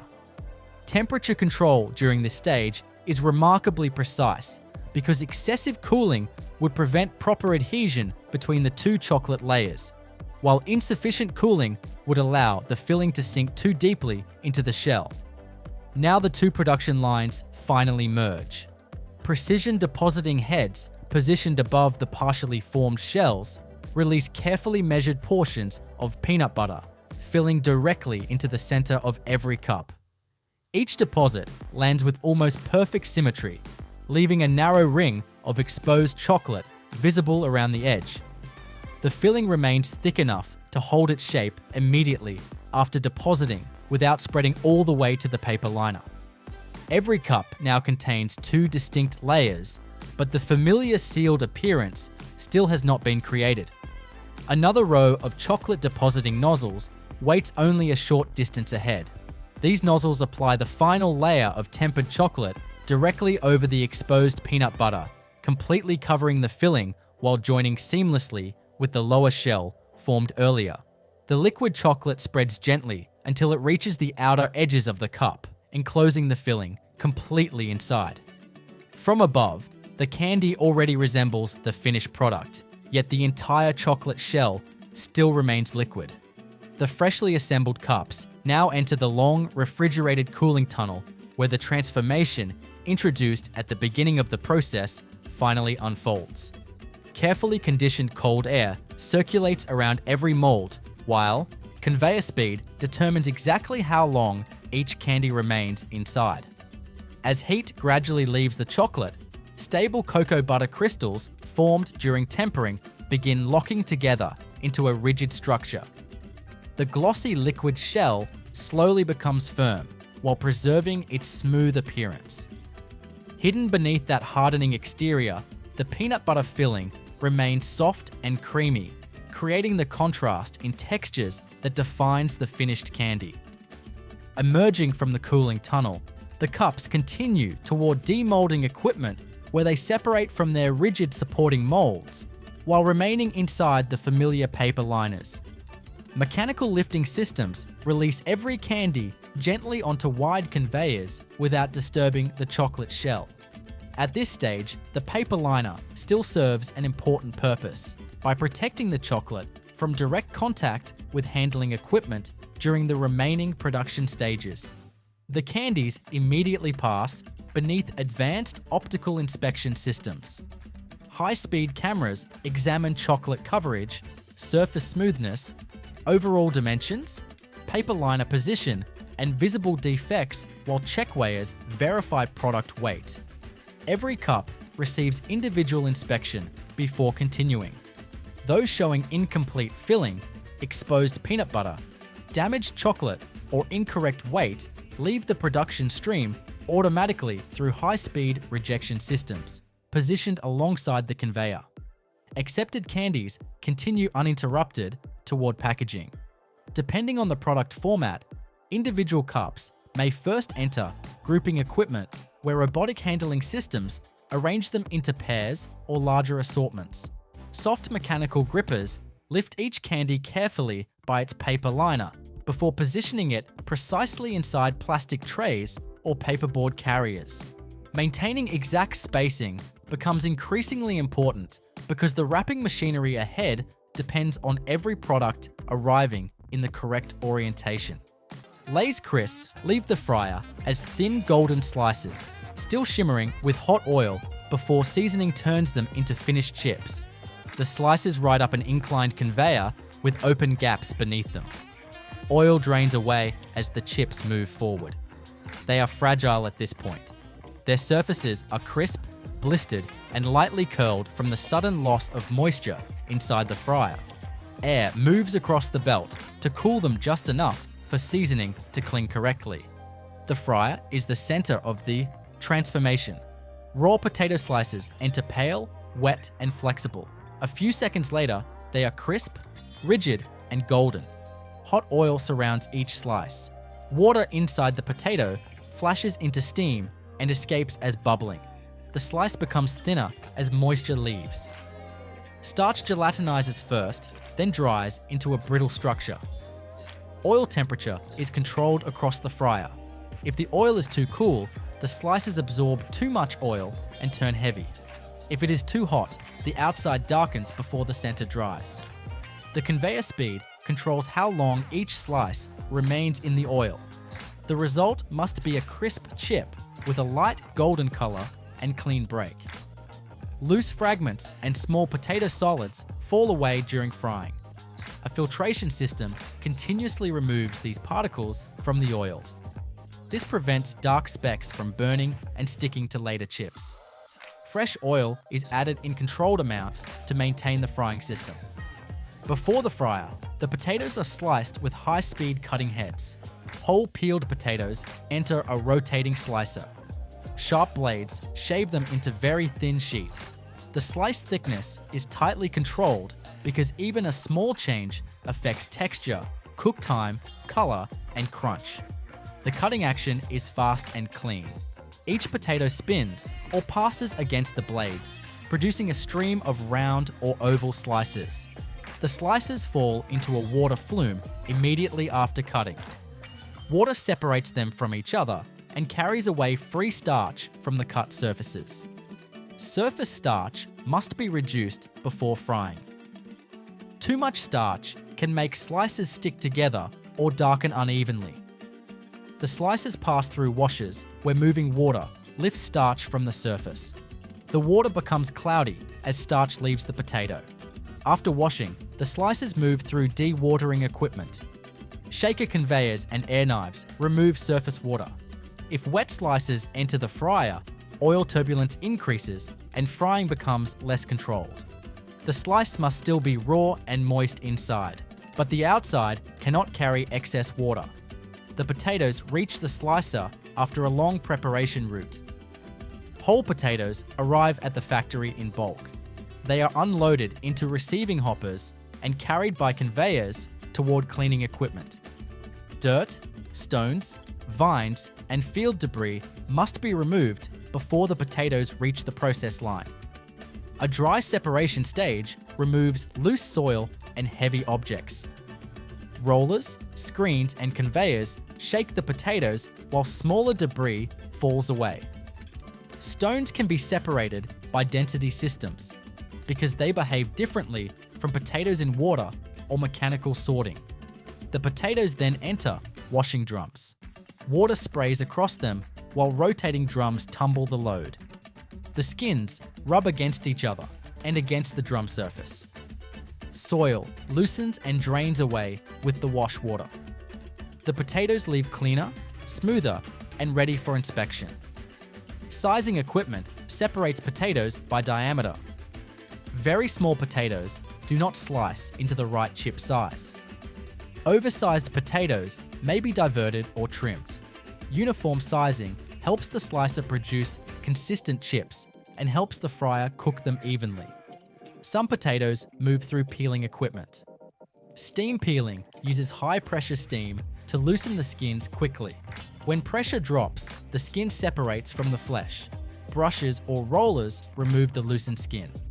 Other lines use abrasive peeling, where rough surfaces rub the skin away. After peeling, the potatoes pass through inspection and trimming systems.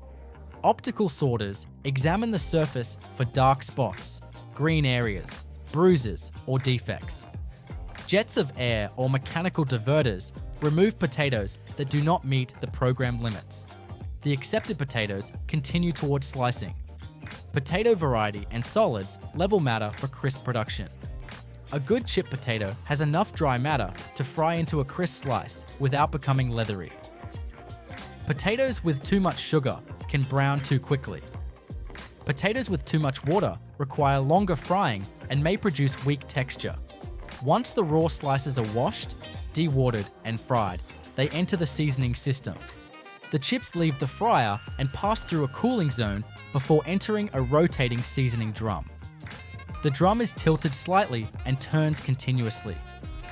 Chips enter at one end and tumble gently toward the other.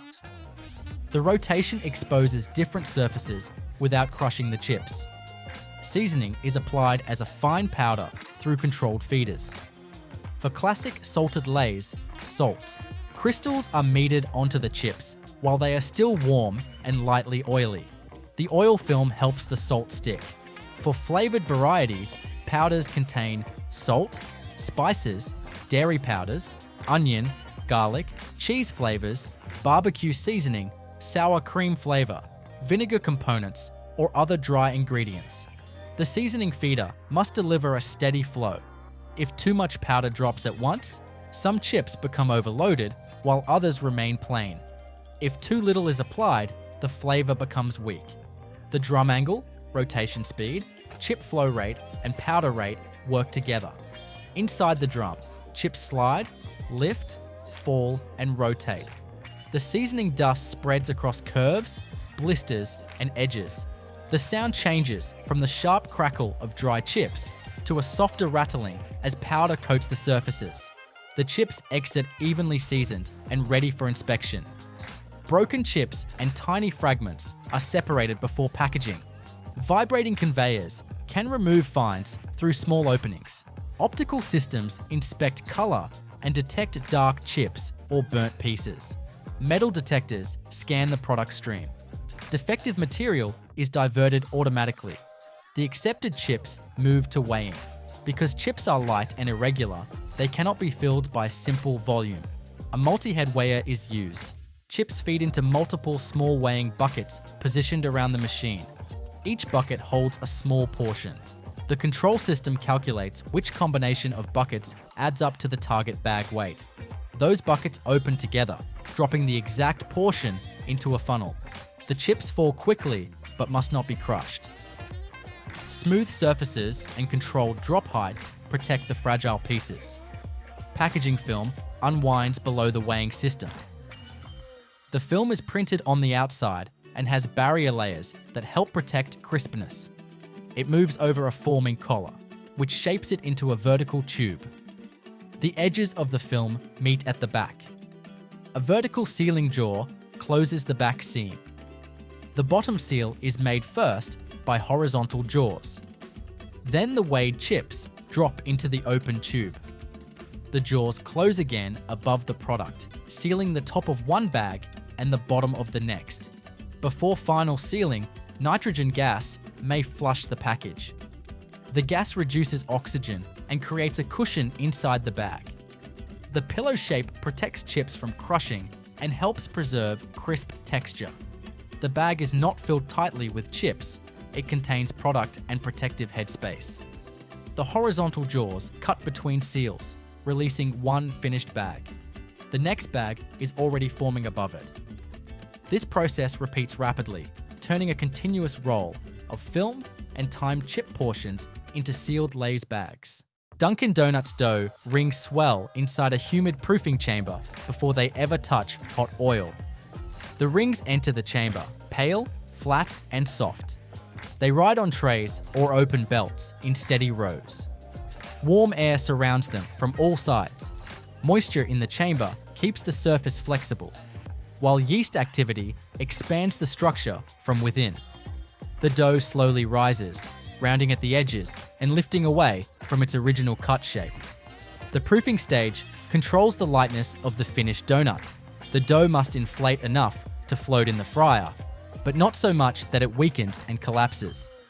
Temperature, humidity, and travel time are balanced, so every ring leaves with a soft skin, open internal cells, and enough strength to survive transfer. Before reaching this chamber, the rings are cut from a sheet of dough. The sheet moves beneath a rotary cutter fitted with circular blades. One blade cuts the outside edge of the donut. A smaller blade cuts the center hole.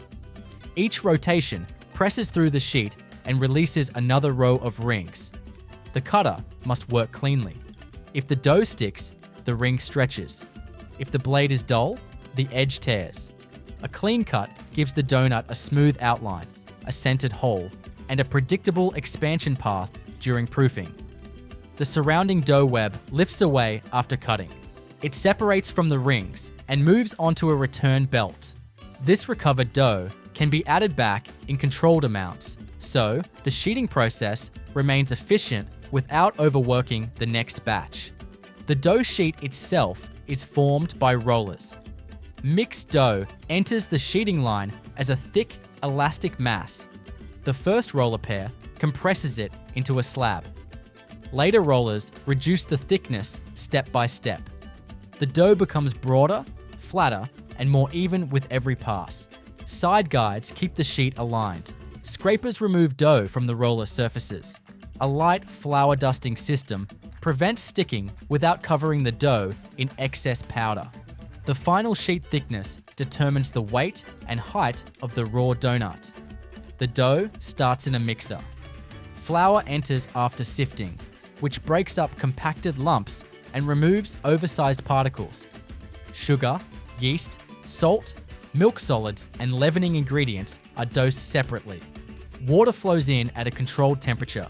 Fat, egg ingredients, and flavor components enter through measured lines. The mixer begins at low speed. Flour absorbs water and turns from dry powder into damp clumps. The mass gathers around the mixing arms. As mixing continues, the dough stretches and folds repeatedly. It becomes smoother, warmer, and more elastic. The dough must be strong enough to trap gas in the proofer, but soft enough to fry into a tender crumb. Mixing time, hydration, fat level, and final temperature all shape this structure. When the dough reaches the target texture, it leaves the mixer and moves toward dividing. Dividing cuts the large dough mass into workable portions. These portions rest briefly before sheeting. Resting lets the dough relax, which helps it roll smoothly without shrinking back. The relaxed portions feed into the rollers and become the continuous sheet used for cutting. After proofing, the swollen rings move toward the fryer. Transfer equipment places them gently onto the oil surface. The dough is fragile at this point because it contains many gas cells. A rough drop would flatten the donut or distort the ring. The fryer carries the donuts in lanes through hot oil. As each ring touches the oil, steam forms at the surface. The lower side sets first. Bubbles race along the outer edge and through the center hole. The donut expands slightly as heat moves inward. A turning device flips the donut halfway through frying. The second side enters the oil and browns to match the first. The surface turns golden while the inside remains soft and airy. Oil temperature stays within a narrow range so the donut cooks through without becoming greasy or overdark. Loose crumbs are removed from the oil by filtration. This keeps dark fragments from sticking to later donuts. The fryer belt continues moving at a fixed speed, giving each donut the same exposure time. The fried donuts leave the oil on a draining conveyor. Excess oil falls through the mesh. The donuts remain hot, soft, and slightly fragile. Their crust is set, but the interior is still tender. From here, different varieties, split into separate finishing paths. Glazed donuts move forward while still warm. The glaze system uses a heated tank filled with sugar, water, and flavoring ingredients. Agitators keep the glaze smooth. A pump lifts it to an overhead trough where it falls as a continuous curtain. The warm donuts pass under the curtain. Glaze coats the top, slides down the sides, and flows around the inner ring. Extra glaze drains through the open conveyor and returns to the tank. The coating is thin at first and glossy, like a wet shell. The glazed donuts continue through a setting zone. Air moves over the surface. Moisture leaves the glaze. The coating tightens and becomes a smooth sugar layer that clings to the golden donut below. Chocolate frosted donuts follow a cooler path. They leave the fryer and cool longer before icing. If the donut is too hot, the chocolate coating becomes thin and runs. At the right temperature, the top surface receives a measured layer of icing. The donut passes beneath a coating head or touches a controlled icing surface. Chocolate icing spreads across the top and stops before fully covering the underside. The coating forms a smooth cap. It stays soft briefly, which allows toppings to attach. Sprinkle donuts move directly beneath a topping dispenser. Small colored pieces fall in a controlled shower. They strike the tacky icing and remain embedded. Loose sprinkles fall between the donuts and are collected away from the product path. Filled donuts begin as solid rounds, not rings. The cutter makes circular dough pieces without a center hole. These rounds proof into soft pillows and fry on both sides. After frying, they cool enough to receive filling without melting or leaking. The filling station uses narrow injection nozzles. Each nozzle enters the side of a donut. A pump delivers a measured amount of cream, jelly, custard, or flavored filling into the center. The filling spreads inside the soft crumb and slightly expands the donut. The nozzle withdraws, leaving a small entry mark. The filled donut may then be glazed, powdered, iced, or striped. Powdered donuts pass through a dusting chamber where fine sugar falls over the surface. The donut turns or moves through the powder stream, picking up an even coating. Excess powder drops through screens. Striped donuts pass beneath small decorating nozzles. Thin lines of icing cross the top while the donut moves on the belt. The nozzles release a steady flow, and the belt speed controls the spacing and length of the stripes. Cake donuts use a different batter system. Instead of yeast dough, a thicker batter is mixed with flour, sugar, fat, liquid ingredients, and chemical leavening. The batter is deposited directly into hot oil through a shaped depositor. As it fries, the batter expands and sets into a denser ring with a different crumb. The cake donut depositor controls the shape by extruding batter in a ring. The batter drops into the oil, floats, and fries. The outside becomes lightly crisp, while the inside sets into a moist cake texture. These donuts can be glazed, sugared, frosted, or coated after cooling. Donut holes can come from center cuts or separate depositing equipment. They fry as small, round pieces. Because they are smaller, They cook quickly and move through coating or glazing systems in large quantities. They may be tumbled in glaze, sugar, or powdered coatings before packing. After finishing, all donut varieties move through inspection. Cameras check color, shape, topping coverage, glaze thickness, icing placement, missing sprinkles, broken edges, and distorted centers. Filled donuts can be checked by weight to confirm the correct amount of filling. Defective pieces are rejected automatically. Accepted donuts are spaced by timing belts. The belts create separation so toppings do not smear. Guide rails organize the flow into lanes for packing. Different varieties may be routed into separate packing areas or assembled into assortments. Ben & Jerry's ice cream mix enters the freezer barrel as a smooth liquid, then leaves as a thick, semi-frozen stream ready to catch chunks, swirls, and ribbons. The liquid mix is cold before it reaches the freezer. It has already been blended, pasteurized, homogenized, aged, and balanced for fat, sugar, milk solids, and stabilizers. At this point, it looks like heavy cream with dissolved sweetness and flavor. Inside the freezer barrel, rotating scraper blades drag across a chilled metal wall. A thin film of ice cream freezes against that wall almost instantly.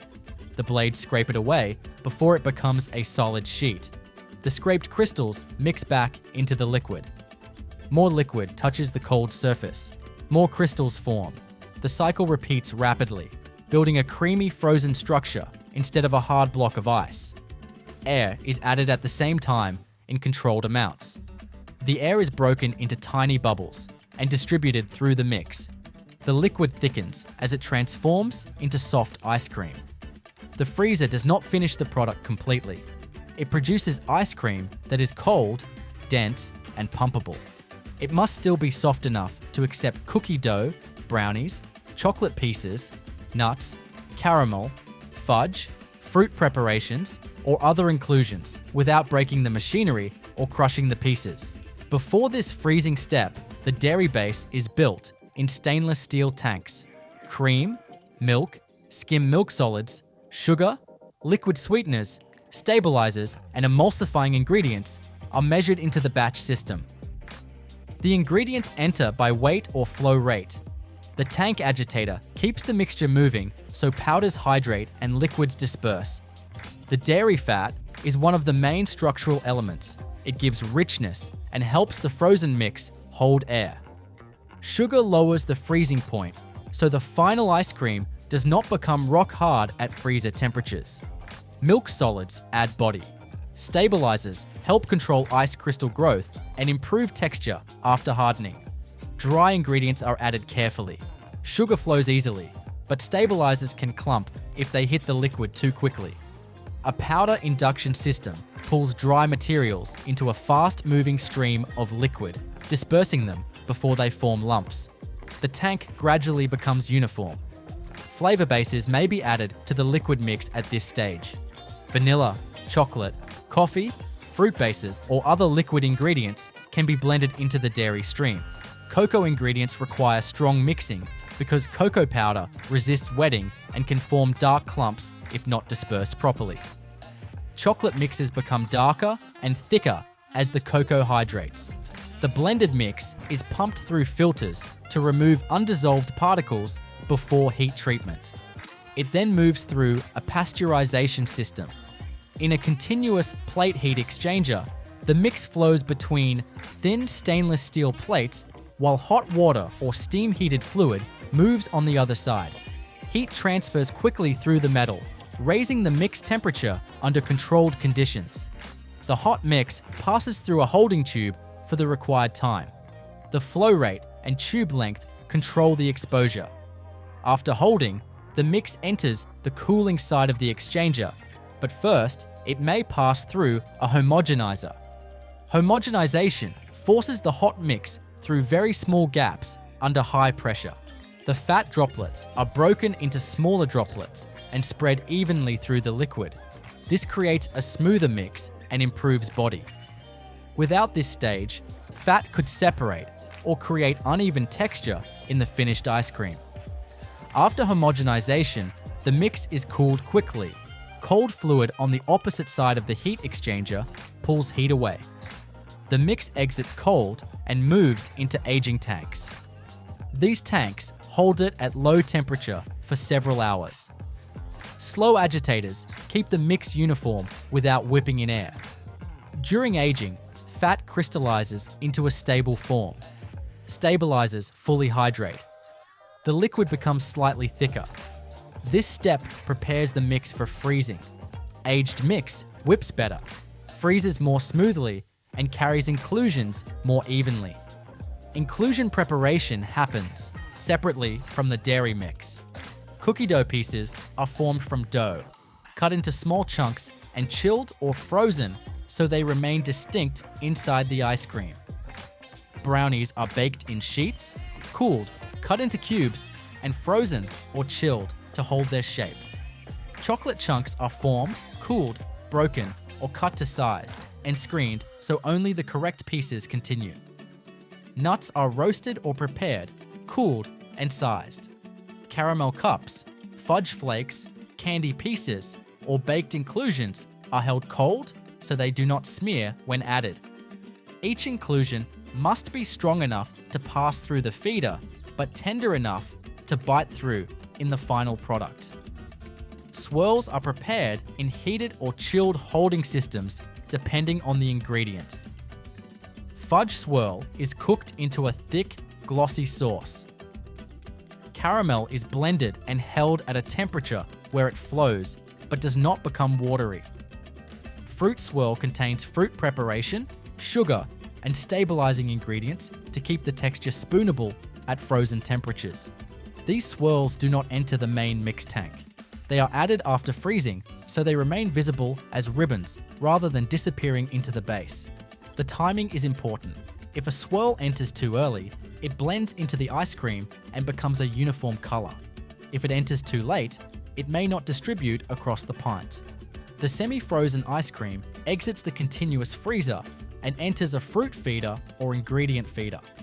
This machine meters solid inclusions into the moving ice cream stream. A hopper holds the chunks. An auger or pocketed rotor releases them at a controlled rate. The pieces fall into the ice cream and are folded through by the flow of the product. The feeder must avoid crushing the inclusions.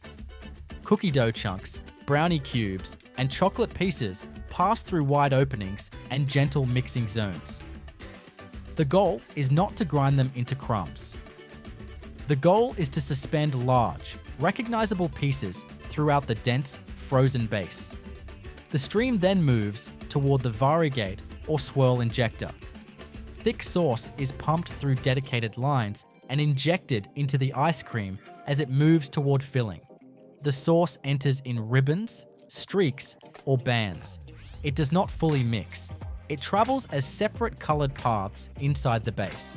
The product now contains frozen ice cream, air cells, ice crystals, fat structure, chunks, and swirl. It is soft enough to pump, but thick enough that pieces do not immediately sink. It reaches the pint filler through short, insulated piping. Empty Ben & Jerry's pint containers feed into the filling line. The paperboard tubs are stacked and separated one at a time. Each container is placed into a pocket or held beneath a filling nozzle. The filler must handle a product that is partly frozen and full of pieces. The nozzle deposits ice cream into the pint in a controlled pattern. It may fill from the bottom upward or use a rotating motion to distribute swirls and chunks. The product enters as a thick rope, folding into the container and building upward. Large inclusions settle into the base as the pint fills. The fill level is controlled by volume or weight. Too little product creates an underfilled pint. Too much product can interfere with lidding or create product on the rim. The filler cuts off cleanly so the rim remains clear. Some flavors need extra topping or a core style addition. In those formats, the filler may deposit part of the ice cream, inject a central stream of caramel, fudge, cookie butter, or another component, then finish with more ice cream. The core must remain centered and thick enough to stay visible when scooped. After filling, a lid is placed on the pint. Lids feed from a magazine or hopper, separate one at a time, and press onto the rim. The container now holds soft ice cream that is shaped but not yet fully hardened. The pints pass through check weighing. The machine weighs each container and rejects any pint outside tolerance. Vision systems inspect lid placement, container condition, print orientation, and visible rim contamination. The filled pints move quickly toward hardening. This is where the soft, frozen product becomes stable enough for storage and distribution. The pints enter a hardening tunnel or spiral freezer. Very cold air moves at high speed around the containers. Heat leaves the pint from the outside inward. The ice cream firms against the container wall first. The center hardens more slowly. The air movement must be strong because pints are thick packages and the product contains chunks and swirls that affect how heat transfers. Pepsi production is astonishing. The liquid entering the first stage is already sweetened, flavored, colored, acidified, filtered, and blended to finish strength. It is cold enough to hold gas efficiently. The carbonator keeps it under pressure while carbon dioxide enters through diffusers or contact surfaces. The gas breaks into fine bubbles, dissolves into the cola, and gives the drink its sharp, sparkling structure. Inside the sealed vessel, pressure is controlled constantly. If the pressure drops too suddenly, the dissolved gas would escape as foam. If the temperature rises, the liquid would hold less carbon dioxide. The system balances liquid flow, gas pressure, and temperature so every liter leaves with the same carbonation level. The carbonated Pepsi moves through closed stainless steel pipes toward the filler. The line stays pressurized. Bends are smooth. Valves open gradually. Every part of the route is designed to keep the liquid calm because turbulence can knock gas out of solution before the package is sealed. The rotary filler is already moving as the drink arrives. Empty containers enter one by one through star wheels that space them evenly. Each container rises or is lifted into contact with a filling valve. The valve seals around the mouth before the beverage flows. For bottles, the filler first balances pressure inside the empty bottle with the pressure inside the beverage bowl. This prevents the cola from flashing into foam when the valve opens. Once pressure is equalized, Pepsi flows down the filling tube and climbs up the container wall in a dark, glossy column. The fill height is controlled precisely. Too little liquid creates an underfilled package. Too much liquid leaves insufficient headspace and can interfere with closure. When the level reaches the programmed point, the valve closes, and the filled bottle moves immediately to capping. For cans, the same goal is achieved with high-speed fill valves that reduce splashing and foam. The can receives the carbonated cola quickly, but the stream is shaped to keep the surface controlled. The can exits the filler with a small open headspace, ready for seaming. Long before this filling stage, the water has already been prepared. Incoming water passes through a treatment system. It moves through filters that remove suspended material. Activated carbon reduces unwanted odor and taste. Additional polishing steps stabilize the mineral profile and clarity. The finished treated water becomes the base for both syrup production and final dilution. Part of the treated water enters the syrup room. This area produces the concentrated Pepsi syrup. Sweetener is added first. Depending on the plant and product format, this can be liquid sweetener or dissolved sugar. The sweetener enters a stainless steel tank where an agitator keeps the water moving. When sugar is dissolved, the liquid becomes heavier and more reflective. The mixing system keeps crystals from collecting on the bottom. The syrup is circulated until it is smooth and free of undissolved particles. It then passes through filtration before flavor concentrate is added. The flavor concentrate enters through a sealed dosing line. It is added in a much smaller volume than the sweetener base. but it defines the cola profile. The liquid in the tank darkens as caramel color spreads through the batch. Acids, flavor components, and cola ingredients blend into the sweet base. The agitator turns steadily, not violently. The syrup must become uniform without drawing air into the liquid. Air pockets can interfere with pumps and later carbonation. Once mixed, the syrup has a deep color, strong flavor, and much higher concentration than the final drink. The syrup is held in a dedicated tank. From there, it is pumped to a proportioning system. The proportioner combines syrup with treateds, water at the exact ratio needed for finished Pepsi. Flow meters measure both streams. Automatic valves make small corrections while the system runs. The syrup stream is dark and dense. The treated water stream is clear and light. They meet in a blending chamber and become one continuous cola stream. The color remains deep brown, but the sweetness and acidity now match the finished beverage. At this point, the Pepsi is flat and uncarbonated. The blended cola passes through a chilling unit. Thin stainless steel plates separate the beverage from a cold circulating medium. Heat transfers out rapidly. The liquid temperature drops, preparing it for carbonation. Cold cola foams less, fills more cleanly, and holds dissolved gas more effectively. Some systems remove dissolved air before carbon dioxide is added. In a deaeration unit, the beverage moves under reduced pressure or through a controlled contact system. Air separates from the liquid and is removed.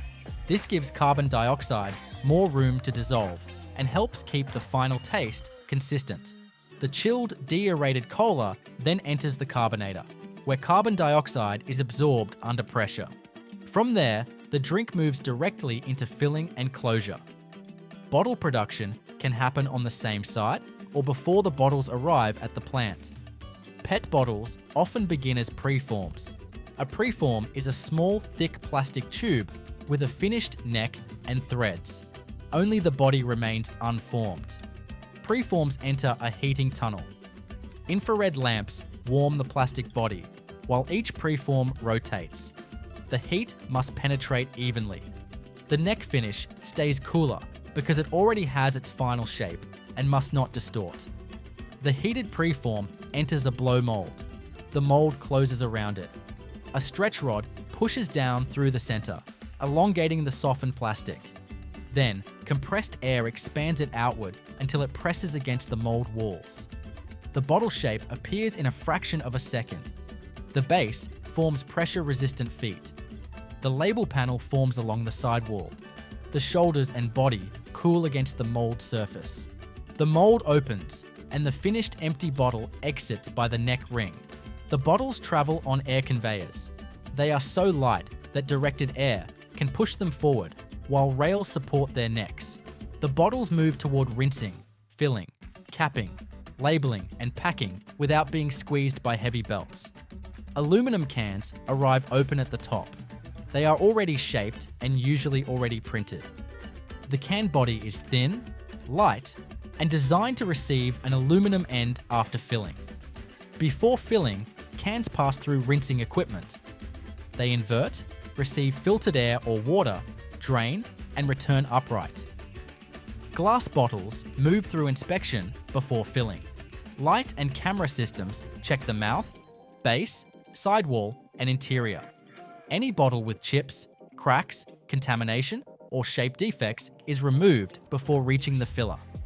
After carbonated Pepsi is filled, closure happens immediately. Plastic bottles pass under rotating capping heads. Caps feed from a hopper into a sorting system that turns them into the correct orientation.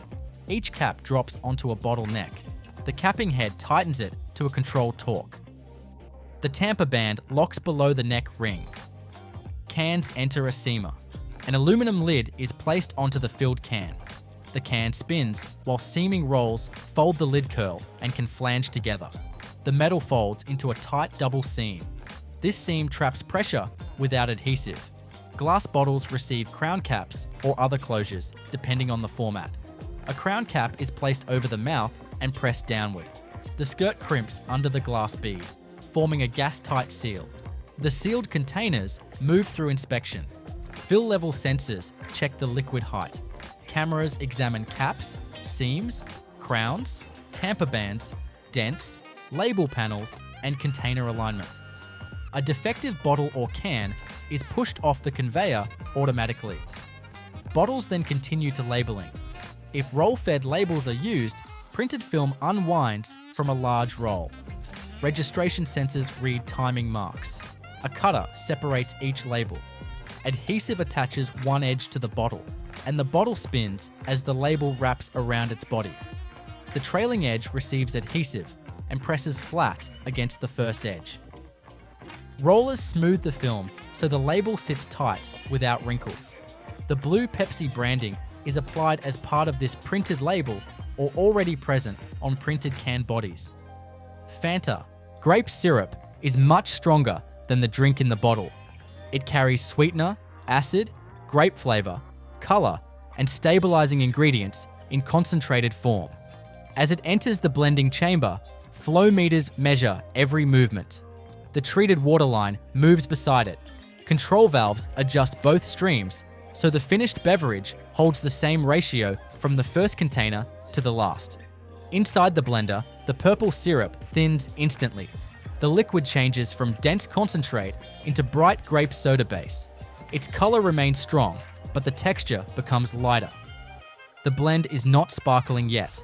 It is flat, chilled, and ready for carbonation. Before the syrup reaches this point, it is built in the syrup room. Treated water is pumped into a stainless steel tank. The tank has a polished interior, a bottom outlet, and an agitator that turns at a controlled speed. Sweetener enters first. Granulated sugar may be dissolved into the water, or liquid sweetener may be metered directly into the tank. If sugar is used, the crystals fall into the moving water and disappear gradually. The liquid becomes heavier and clearer as the crystals dissolve.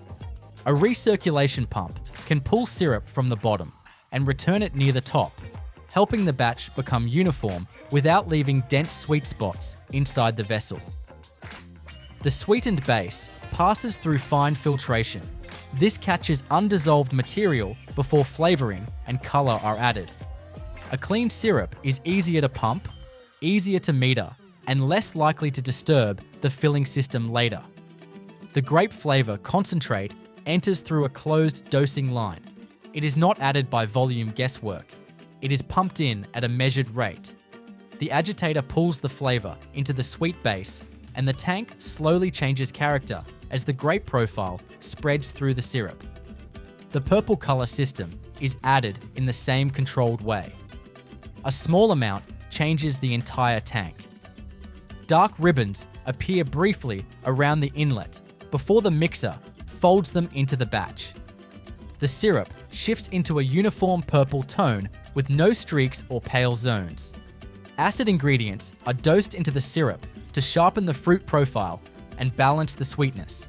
They dissolve into the moving liquid and change the sensory structure of the drink, but the process remains mechanical. Tank, pump, meter, agitator, sample point, and transfer line.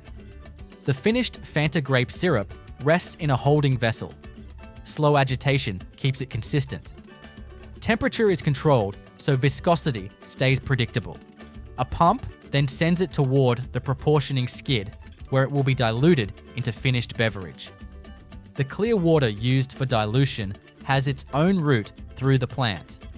Incoming water passes through particulate filtration first. This removes suspended solids that could affect clarity or damage equipment. It then moves through activated carbon, where unwanted taste and odor compounds are reduced. Additional polishing stages may adjust the mineral balance and remove fine impurities. The treated water must be consistent because it forms most of the finished drink. Even a small change in water profile can affect flavor, carbonation behavior, and appearance. After treatment, the water flows into storage tanks. These tanks keep the water ready for syrup making and final blending. Level sensors monitor the supply. Pumps draw from the tanks as the production line demands more volume. From the proportioning skid, the flat Fanta grape beverage moves toward chilling. A plate heat exchanger lowers the temperature quickly. The liquid flows between thin stainless steel plates, while a cold medium flows on the opposite side. Heat transfers through the metal, and the drink leaves colder than it entered. Cold soda accepts carbon dioxide more efficiently than warm soda. It also foams less during filling. This matters because Fanta grape must hold carbonation while moving through pipes, valves, and containers at high speed. The chilled liquid may pass through a deaeration step. In this unit, unwanted dissolved air is pulled from the beverage. Reduced pressure or controlled gas contact helps tiny air bubbles leave the liquid. Removing air makes carbonation more precise and helps the grape drink retain a cleaner sparkle. The flat, chilled beverage enters the carbonator. Carbon dioxide flows in under pressure through diffusers or contact surfaces. The gas breaks into fine bubbles and dissolves into the liquid. The drink changes from still purple, soda base into carbonated Fanta grape. From this point, the beverage stays inside closed, pressurized stainless steel pipework. Sudden pressure loss would release foam, so the route to the filler is smooth, short, and carefully controlled. The purple liquid moves forward without open tanks or splashing. Containers are prepared at the same time. PET bottles often begin as preforms. A preform is a thick plastic tube with the neck already finished. Threads and the sealing surface are complete, but the body is still small and heavy. The preforms enter a heating oven and rotate as infrared lamps warm the plastic. Once heated, each preform enters a blow mold. The mold closes around it. A stretch rod pushes down through the center, while compressed air expands the softened plastic outward. The bottle body forms against the cold mold walls. The base, shoulders, label panel, and sidewalls appear in one fast expansion. The mold opens, and the empty bottle exits by its neck ring. Air conveyors move it forward. Because the bottle is light before filling, it can be carried by its neck while air jets push it along the rails. Cans follow a different path. Empty aluminum cans arrive already shaped and usually already printed. They are open at the top. Before filling, they pass through a rinser that inverts them, blows filtered air inside, and returns them upright. Glass bottles move through inspection before filling. Cameras and light beams check the mouth, base, sidewall, and interior. Any damaged or contaminated bottle is rejected before it reaches the drink. The carbonated Fanta grape enters the rotary filler. The filler contains many valves arranged around a circular bowl. Bottles or cans move into position through star wheels, each one timed to match a filling valve. For plastic bottles, the container seals against the valve. Pressure equalizes before liquid enters. This prevents the soda from foaming violently. Once balanced, the valve opens and purple carbonated soda flows into the bottle. Fine bubbles rise through the liquid as the level climbs. The valve closes at the programmed fill height. The headspace above the liquid is kept within a set range. The bottle leaves the filler and moves immediately to capping. Caps are fed from a hopper into an orienting bowl. Each cap turns into the correct position and travels down a chute toward the capping heads. The head places the cap onto the bottle and tightens it to a controlled torque. The tamper band locks below the neck ring. For cans, the filled container moves into a seamer. An aluminum lid is placed over the open top. The can and lid rotate together while seaming rolls fold the lid curl and can flange into a double seam. The seal traps the carbonation inside the can. Cherry Coca-Cola production begins when a cherry flavor stream is metered into a dark cola syrup base. The cherry component is powerful, so it enters through a controlled dosing line rather than as a large volume. A metering pump pushes it into a stainless steel tank where the cola syrup is already circulating. The agitator pulls the liquid inward, drives it downward, and folds the cherry stream through the dense syrup until the added flavor no longer exists as a separate layer. The cola syrup itself has been built before this point. Treated water enters a syrup tank first. It is not ordinary untreated water. It has already moved through filtration systems that remove suspended particles, activated carbon beds that reduce unwanted taste and odor, and polishing stages that stabilize clarity and mineral profile. A measured volume of this treated water is held inside the syrup vessel. Sweetener is added through a dosing system. In some plants, the sweetener enters as granulated sugar. In others, a liquid sweetener stream is used. The agitator keeps the water moving so the sweetener disperses quickly. If dry sugar is used, the crystals fall into the moving water and dissolve gradually. The liquid becomes heavier and glossier as the sugar disappears. Mild heat may help the dissolution process, but the syrup is not boiled. The purpose is to create a smooth, sweet base with no grit or undissolved particles. The sweet base passes through fine filtration. This removes any remaining solid material before flavor concentrate is added. Clean syrup protects the pumps, meters, proportioning valves, and filling heads later in the line. Cola concentrate then enters through a closed pipe. It brings the core cola flavor, caramel color, acidity structure, and formula components that define the base beverage. The syrup darkens almost instantly. The tank changes from a clear sweet solution into a deep brown concentrate. The agitator continues turning. Dark streaks vanish into the syrup. The mixture becomes uniform from the top surface to the outlet at the bottom of the tank. This syrup is still too strong to drink. It is a concentrated flavor and sweetener base designed for precise dilution later. The cherry flavor addition is integrated into this cola syrup system. It must not overpower the cola base or remain uneven in the batch. The mixing sequence creates a combined cola cherry syrup that carries both profiles in one concentrated stream. The finished syrup moves into a holding tank. The tank may use slow agitation to keep the syrup uniform. Sensors monitor level and temperature. From here, a sanitary pump sends syrup toward the proportioning system. A separate treated water stream leaves the storage tanks and travels toward the same proportioning unit. This water bypasses the syrup tank and remains clear until it reaches the blender. Both syrup and water pass through flow meters. The proportioner is the point where concentrated syrup becomes finished strength cherry Coca-Cola. One line carries the dark cola cherry syrup. The other carries treated water.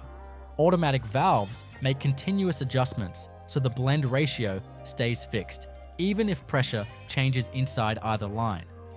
Inside the mixing chamber, the syrup and water combine. The syrup thins rapidly. The color remains deep, but the viscosity drops.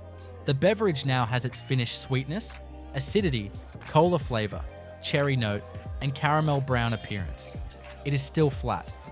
The flat drink moves through a chilling system. It passes through a plate heat exchanger made from thin stainless steel plates. A cold circulating medium flows on the other side of the plates and draws heat away from the beverage. The liquid temperature drops quickly while the product remains sealed inside the system. Cold liquid absorbs carbon dioxide more efficiently than warm liquid. It also foams less during filling. This matters because a carbonated cola must enter cans or bottles at high speed without overflowing or losing too much gas. The beverage may pass through a deaeration stage before carbonation. In a deaerator, reduced pressure pulls dissolved air out of the liquid. Tiny bubbles rise and separate from the stream. Removing unwanted air helps the drink accept carbon dioxide more cleanly. Carbon dioxide enters through regulated gas lines. The gas is filtered and pressure controlled before reaching the carbonator. Inside the carbonator, chilled cherry Coca-Cola meets carbon dioxide under pressure. The gas dissolves into the liquid rather than escaping as bubbles. The drink now has its sparkling bite. From this point onward, it stays inside closed pressurized stainless steel pipework. A sudden pressure drop would release foam and reduce carbonation, so the finished beverage flows directly toward the filling machine. While the liquid is prepared, containers move along their own factory path. For PET bottles, the process begins with preforms. A preform is a short, thick plastic tube with a finished neck. The threads, sealing surface, and tamper band support are already molded. The body still has to be stretched into a full bottle. Preforms enter a heating oven. Infrared lamps warm the plastic body while each preform rotates. Rotation keeps the heat even around the circumference. The neck area is kept cooler so the threads do not distort. A heated preform enters a blow mold. The mold closes around it. A stretch rod pushes downward through the center, pulling the softened plastic lengthwise. Compressed air then expands the plastic outward until it touches the chilled mold wall. The bottle shape appears instantly. The base forms into pressure-supporting feet. The shoulders and label panel set into the plastic. The mold opens and the new bottle exits by its neck ring. The bottles move through air conveyors. They are light before filling, so streams of air push them forward while rails support them by the neck. They travel toward rinsing in single-file rows. At the rinser, each bottle is gripped, inverted, and cleaned internally with filtered air or treated rinse water. It drains briefly, turns upright again, and moves toward the filler. Aluminum cans follow another route. They arrive already formed and printed, open at the top. The cans enter an air rinser, turn upside down, receive a blast of filtered air, and return upright before filling. Glass bottles arrive fully formed. They pass through inspection before filling. Cameras and light systems check the mouth, base, sidewall, and inside surface. Defective bottles are removed before they can reach the beverage. The carbonated cherry Coca-Cola reaches the rotary filler under pressure. The filler contains many valves arranged around a circular carousel. Containers enter through a star wheel that spaces them evenly beneath those valves. A bottle seals against its filling valve. Pressure inside the bottle is balanced with the filler before liquid enters. This prevents the carbonated drink from surging into foam. For cans, the filling system also controls flow carefully to limit turbulence. The valve opens. Dark sparkling cherry Coca-Cola flows into the container in a smooth stream. In a clear bottle, the liquid rises from the base, carrying fine bubbles through the brown body of the drink. The fill level reaches the programmed height and the valve closes. The filled container moves immediately toward closure. Plastic bottles pass under capping heads. Caps are fed from a bulk hopper, sorted into the correct orientation, and delivered down a chute. Each capping head places a cap on the bottleneck and tightens it to a set torque. The tamper band locks below the neck ring. Cans move into a seamer. A thin aluminum lid is placed on each filled can. The can and lid rotate together, while seaming rolls fold the lid curl and can flange into a tight double seam. The seal traps carbonation inside without glue. Glass bottles receive crown caps. A metal crown is positioned over the mouth and pressed down. The ridged skirt crimps under the glass bead, forming a gas-tight closure. Sealed containers move directly through inspection. Fill level sensors check the amount of liquid. Cameras inspect cap angle, tamper band position, lid seam, crown placement, bottle shape, and printed surfaces. Any container outside tolerance is rejected by an air jet or mechanical pusher. Bottles then move toward labeling. For roll-fed labels, printed film unwinds from a reel. Registration sensors locate the printed marks. A cutter separates each label, adhesive attaches the leading edge, and the bottle rotates as the film wraps around the body. The trailing edge is secured with another adhesive point. Rollers smooth the label around the bottle so it sits straight and tight. Cherry Coca-Cola labels identify the variant, while the liquid inside remains the same dark cola color. Shrink sleeve labels may use a different route. A printed sleeve drops loosely around the bottle. Heat then shrinks the sleeve tightly to the container contours.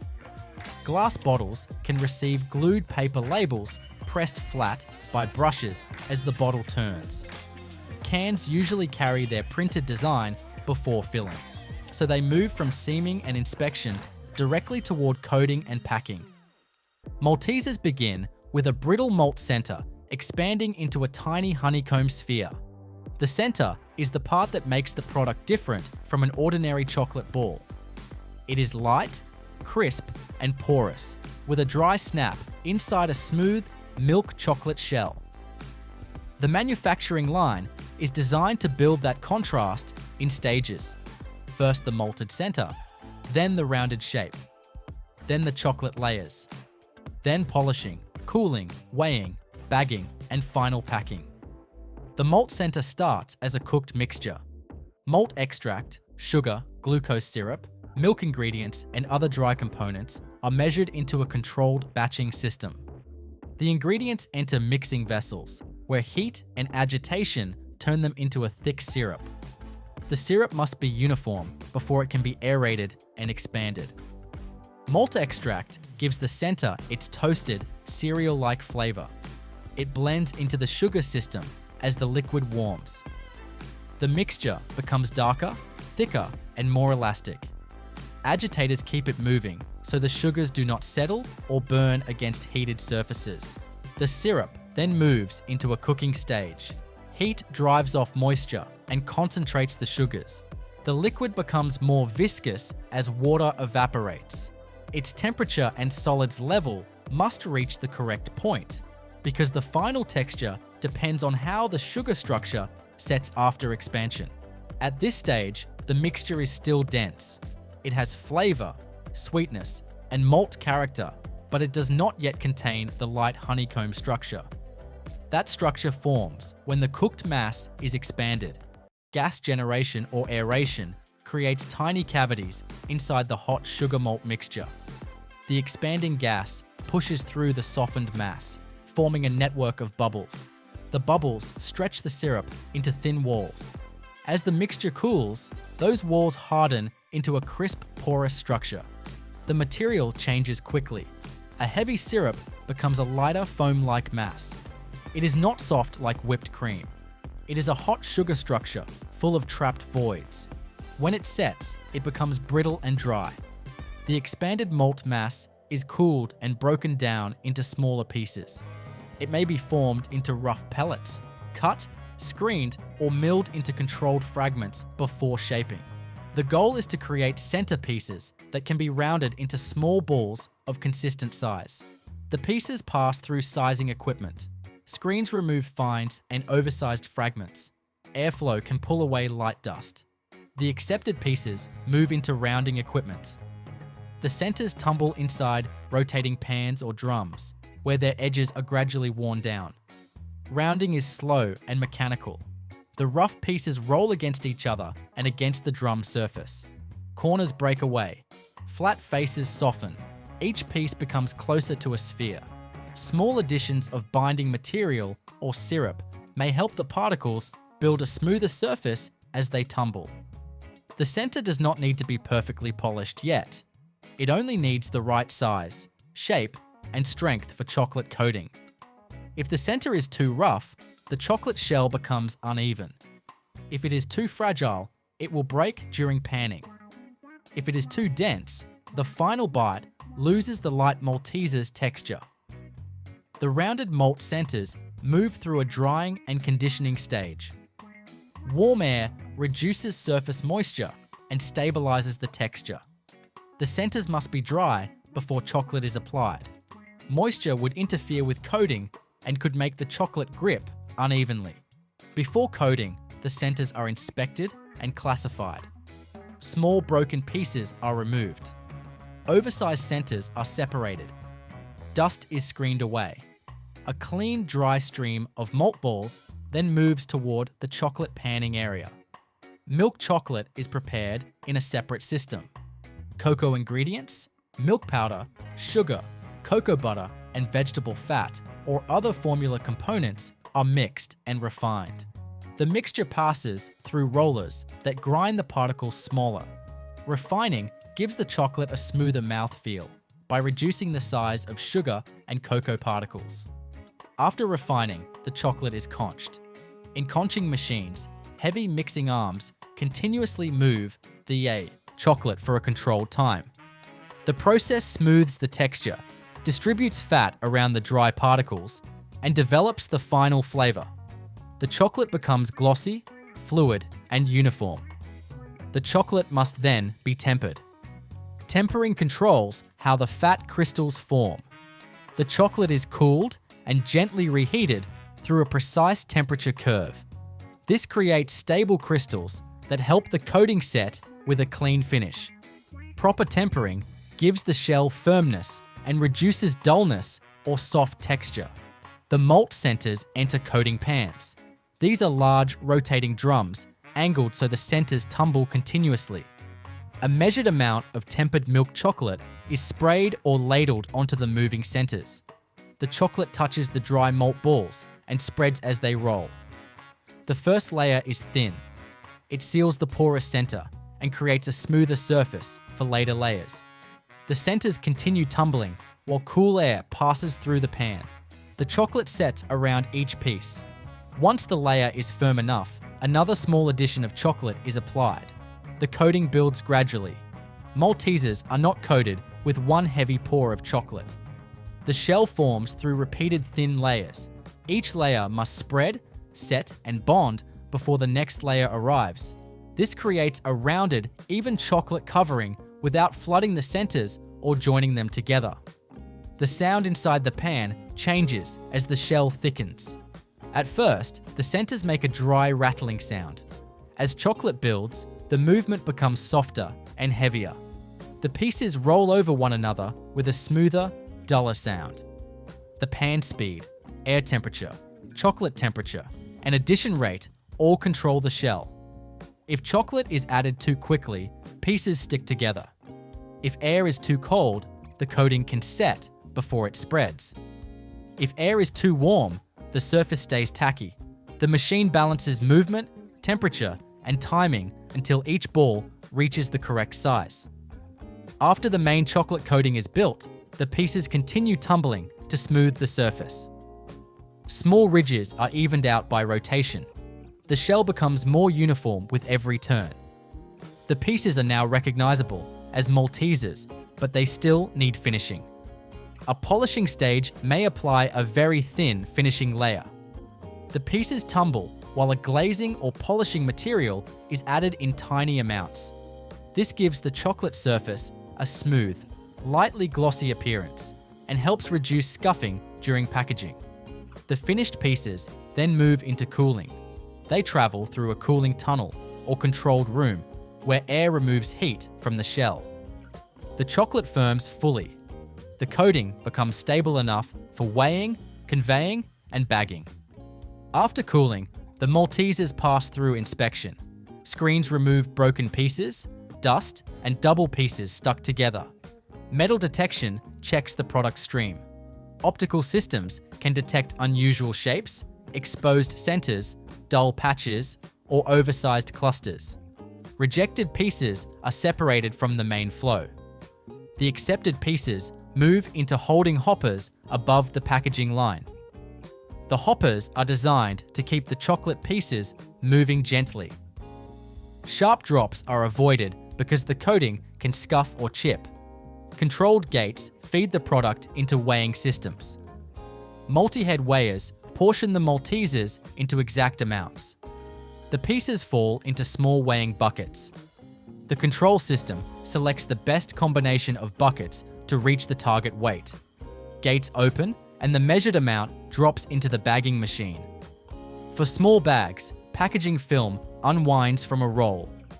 The film passes over a forming collar and wraps into a tube.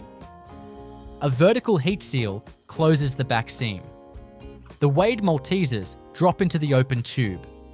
Horizontal sealing jaws close the bottom and top seals, forming individual bags. The sealed bag passes under a coder. Production information is printed onto the film. The bag then moves through check weighing. Any underweight or overweight pack is rejected automatically. For boxed formats, the pieces may be weighed into a bag first, then inserted into a carton. Flat paperboard blanks are opened into box shapes. The filled inner pack slides inside. Folding rails close the flaps. Adhesive or locking tabs hold the carton shut. Twix begins as a long sheet of biscuit dough moving toward a cutting line. The dough is built to become a crisp base. It must be strong enough to carry caramel, but light enough to snap cleanly under the chocolate shell. The process starts with flour, sugar, fat, leavening ingredients, salt, and water entering a controlled mixing system. Dry ingredients are weighed first. Flour flows from storage bins through enclosed conveyors. Sugar and smaller powders are added through separate dosing units. Each ingredient passes into a mixer in measured amounts. The mixer does not simply stir the powders. It builds a dough with the right texture for sheeting, cutting, baking, and coating. Fat is added to create the short, crumbly biscuit texture. It coats part of the flour and limits gluten development. This is what helps the biscuit break cleanly instead of becoming chewy. Water enters slowly, just enough to bind the dry ingredients. The mixer blades fold, press, and turn the mass until it becomes a firm dough. The dough exits the mixer in heavy pieces. It is fed into a hopper above a sheeting machine. Large rollers pull the dough downward and compress it into a thick sheet. The sheet passes through more rollers, each pair reducing the thickness. The surface becomes smoother with every pass. The dough sheet must reach a precise thickness. If it is too thick, the biscuit will bake slowly and make the bar heavy. If it is too thin, it can crack under the caramel layer. The sheeter controls the height with adjustable roll gaps. Once the sheet is even, it moves under cutting rollers. The rollers score and cut the dough into long, narrow biscuit fingers. Small holes may be docked into the surface. Docking lets steam escape during baking and helps prevent the biscuit from puffing unevenly. The shaped dough pieces transfer onto an oven band. The band moves continuously through a long baking tunnel. Heat surrounds the dough from above and below. Moisture begins leaving the biscuit. The surface firms first, then the center dries and sets. Inside the oven, the dough changes from pale and soft to golden and crisp. The fat melts, water evaporates, and the structure becomes rigid. The biscuit pieces shrink slightly as they bake. Their edges sharpen, and the surface develops a light toasted color. The oven has different temperature zones. The first zone sets the shape. The middle zones drive off moisture. The final zones finish the color and texture. The goal is a biscuit that is dry, crisp, and strong enough for high-speed handling. The baked biscuit fingers leave the oven and enter a cooling section.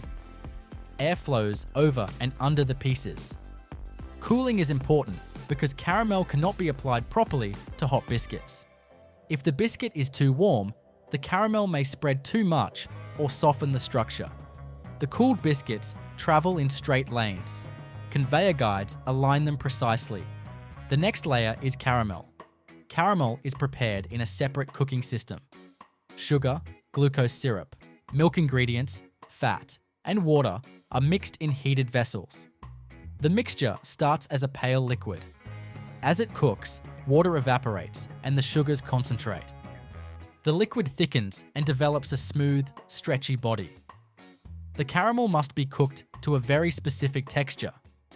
It cannot be too runny, or it will flow off the biscuit. It cannot be too firm, or it will not deposit evenly. The finished caramel must hold its shape as a layer, but remain soft enough to bite through. After cooking, the caramel is cooled to a controlled depositing temperature. it remains warm and pumpable. Pipes carry it to the depositor above the biscuit lanes. The depositor contains nozzles matched to the spacing of the biscuits. As each biscuit passes underneath, a ribbon of caramel is laid along the top. The caramel lands as a smooth strip, following the length of the biscuit. The depositor times each flow so the caramel starts and stops at the right point. It must not hang over the ends too far, because excess caramel can interfere with chocolate coating. The caramel-topped biscuits continue forward. Cooling air firms the caramel surface. The layer becomes stable enough to move, but it remains soft inside. The product now has the basic Twix structure: biscuit base and caramel top. Some lines form the biscuit and caramel as long continuous strips before cutting. In that version, caramel is deposited onto long biscuit slabs. The slabs then pass through slitting and guillotine cutting systems that divide them into individual bars. The cutting blades must pass cleanly through caramel and biscuit without dragging the layers out of position. The formed bars are spaced apart before chocolate coating. Correct spacing matters because the enrober must cover every side without bars touching each other. Vibrating conveyors and timing belts create even gaps between the pieces. Milk chocolate is prepared in another part of the factory. Cocoa ingredients, sugar, milk powder, cocoa butter, and fats are blended into a chocolate mass. The mixture is refined through rollers that reduce particle size. This gives the chocolate a smooth texture instead of a gritty one. The refined chocolate is conched. Heavy mixing arms move the chocolate for a controlled time. The mass becomes smoother, more fluid, and more uniform. The fat coats the dry particles evenly. The chocolate develops the proper flow for coating. Before it can cover the bars, the chocolate is tempered. Tempering controls the crystal structure of the cocoa butter. The chocolate is cooled and warmed through a precise temperature curve. Stable crystals form, allowing the coating to set with a firm surface and clean snap. The Twix bars enter the enrober on a wire mesh belt. A curtain of tempered milk chocolate falls from above. Each bar passes through the curtain and chocolate flows over the caramel top, down the sides, and around the biscuit edges. At the same time, chocolate is applied from below. The mesh belt allows chocolate to coat the underside. The bar becomes fully covered. Excess chocolate drains through the belt and returns to the tempering system. After the curtain, the bars pass under air blowers. These blowers remove extra chocolate from the top and sides. The airflow smooths the coating and controls shell thickness. Too much chocolate would make the bar heavy and uneven. Too little would expose biscuit or caramel. The coated bars then pass over a vibrating section. The vibration helps remove trapped air bubbles and evens the chocolate surface. The shell becomes smoother as the bar continues forward. The surface pattern forms as the chocolate settles. Twix bars often have a slight ripple or flow texture on top because the chocolate curtain, airflow, and movement shape the coating before it sets. The ridges are not carved after cooling. They form while the chocolate is still fluid. The bars enter a cooling tunnel. Inside, chilled air circulates around them. The chocolate shell begins to crystallize and harden. Cooling must be controlled carefully. If it is too fast, the coating can become dull or crack. If it is too slow, the chocolate may remain soft and mark during wrapping. As the bars move through the tunnel, the shell changes from glossy liquid to firm chocolate. The caramel stays enclosed. The biscuit remains dry because the coating seals it from the outside. At the end of cooling, the bars leave the tunnel fully set. They pass through inspection. Cameras check shape, size, coating coverage, and surface defects. Metal detectors scan the product stream. Bars with exposed biscuit, missing chocolate, broken edges, or distorted caramel are rejected automatically. Accepted bars move toward wrapping. Twix bars are usually packed as paired fingers or single bars depending on the format. lane systems align the bars and bring them into the required grouping pattern. For a twin pack, 2 bars are placed side by side with controlled spacing. The wrapper begins as a roll of printed film. The film unwinds and passes through rollers that control tension. It moves around a forming box, where it wraps around the bar or bar pair. The product enters the film tube in perfect timing with the print registration. A longitudinal seal closes the film along the back or underside. Heated sealing wheels or jaws press the film layers together. Then cross-seal jaws close the ends of each pack. The jaws seal and cut at the same time, separating one wrapped pack from the next. Bounty begins with shredded coconut being turned into a compact, moist center. The coconut is the main structure of the bar. It does not start as a smooth paste. It starts as small white flakes with a fibrous texture. Each flake must be hydrated, sweetened, bound together, shaped into bars, covered with chocolate, cooled, wrapped, and packed without losing the soft coconut bite inside. The coconut arrives in dry, shredded form. It is stored in ingredient bins or bags before feeding into the mixing area. The flakes are light and irregular. Some pieces are longer, some are finer. The production system controls the blend, so the finished center has an even texture. Before mixing, the coconut may pass through screens. Oversized pieces are separated. Very fine dust can be reduced. The goal is not to make the coconut perfectly uniform, but to keep the texture consistent enough for forming. The center must hold together, but it still needs visible coconut fibers. A syrup phase is prepared separately. Sugar, glucose syrup, water, and milk-based ingredients are measured into heated vessels. The liquid warms as agitators turn. The sugar dissolves into the water and syrup base. The mixture becomes glossy and smooth. This syrup is the binder. It gives the coconut center sweetness, moisture, and shape retention. It must be thick enough to hold the flakes together, but not so thick that it forms a hard candy texture. The final bar needs a soft pull when bitten, not a brittle snap. Fat ingredients are added into the warm syrup system. They help create a creamy texture and reduce dryness in the coconut mass. The warm liquid becomes richer and more opaque as the fat disperses. Mixing keeps the binder even so no area becomes greasy or thin. The syrup is cooked to a controlled solids level. Water evaporates as heat continues.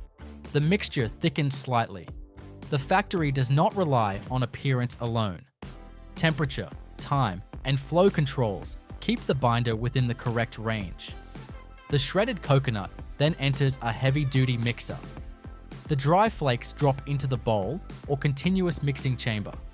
The warm binder is added gradually. The mixer turns slowly at first, folding syrup into the coconut. Then the paddles increase their work, pressing and lifting the mass. The texture changes quickly. Dry flakes become damp. Loose coconut turns into a cohesive mixture. The white fibers become glossy as the binder coats them.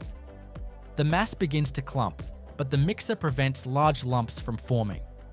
This is one of the most important stages in bounty production. If the coconut receives too little binder, the center will crumble. If it receives too much, the bar will feel sticky and heavy. If mixing is too rough, the flakes break down and the texture becomes pasty. The machine must combine the ingredients while preserving the fibrous coconut structure. The finished coconut mass is warm, moist, and thick. It cannot be poured like liquid. It must be pressed, extruded, or sheeted into the correct bar shape. The mass feeds into a forming machine. In one method, it is forced through a wide rectangular die as a continuous slab. Rollers or belts control the height and width. The surface is leveled as the coconut sheet moves forward. The sheet must be dense enough to stay together, but not compressed so hard that the center loses its softness. Another method forms the coconut mass into long ropes. The mixture passes through shaped openings, producing continuous bars with rounded edges. The ropes move on conveyors, while cutting blades divide them into individual lengths. The forming system gives the center its basic profile. A bounty center is not flat like a biscuit base. It is thick, soft, and slightly rounded. The shape matters because the chocolate coating must flow over it evenly. Sharp corners would make thin chocolate spots. Smooth edges help the shell cover the bar completely. After forming, the coconut centers move into a cooling or setting section. Cool air firms the binder. The bars become easier to handle. The center does not become hard. It simply gains enough structure to survive transfer, spacing, and chocolate coating. The bars pass through alignment guides. They must travel in straight lanes with equal gaps. Uneven spacing would cause problems in the enrober. Two bars touching each other could become stuck together by chocolate. A bar out of position could miss part of the coating curtain. Chocolate preparation runs separately from the coconut line. Cocoa ingredients, sugar, milk powder for milk. Chocolate versions, cocoa butter, and other fats are combined into a chocolate mass. The ingredients are mixed until they form a thick paste. This paste passes through refining rollers that grind the sugar and cocoa particles down to a fine size. Refining changes the texture from gritty to smooth.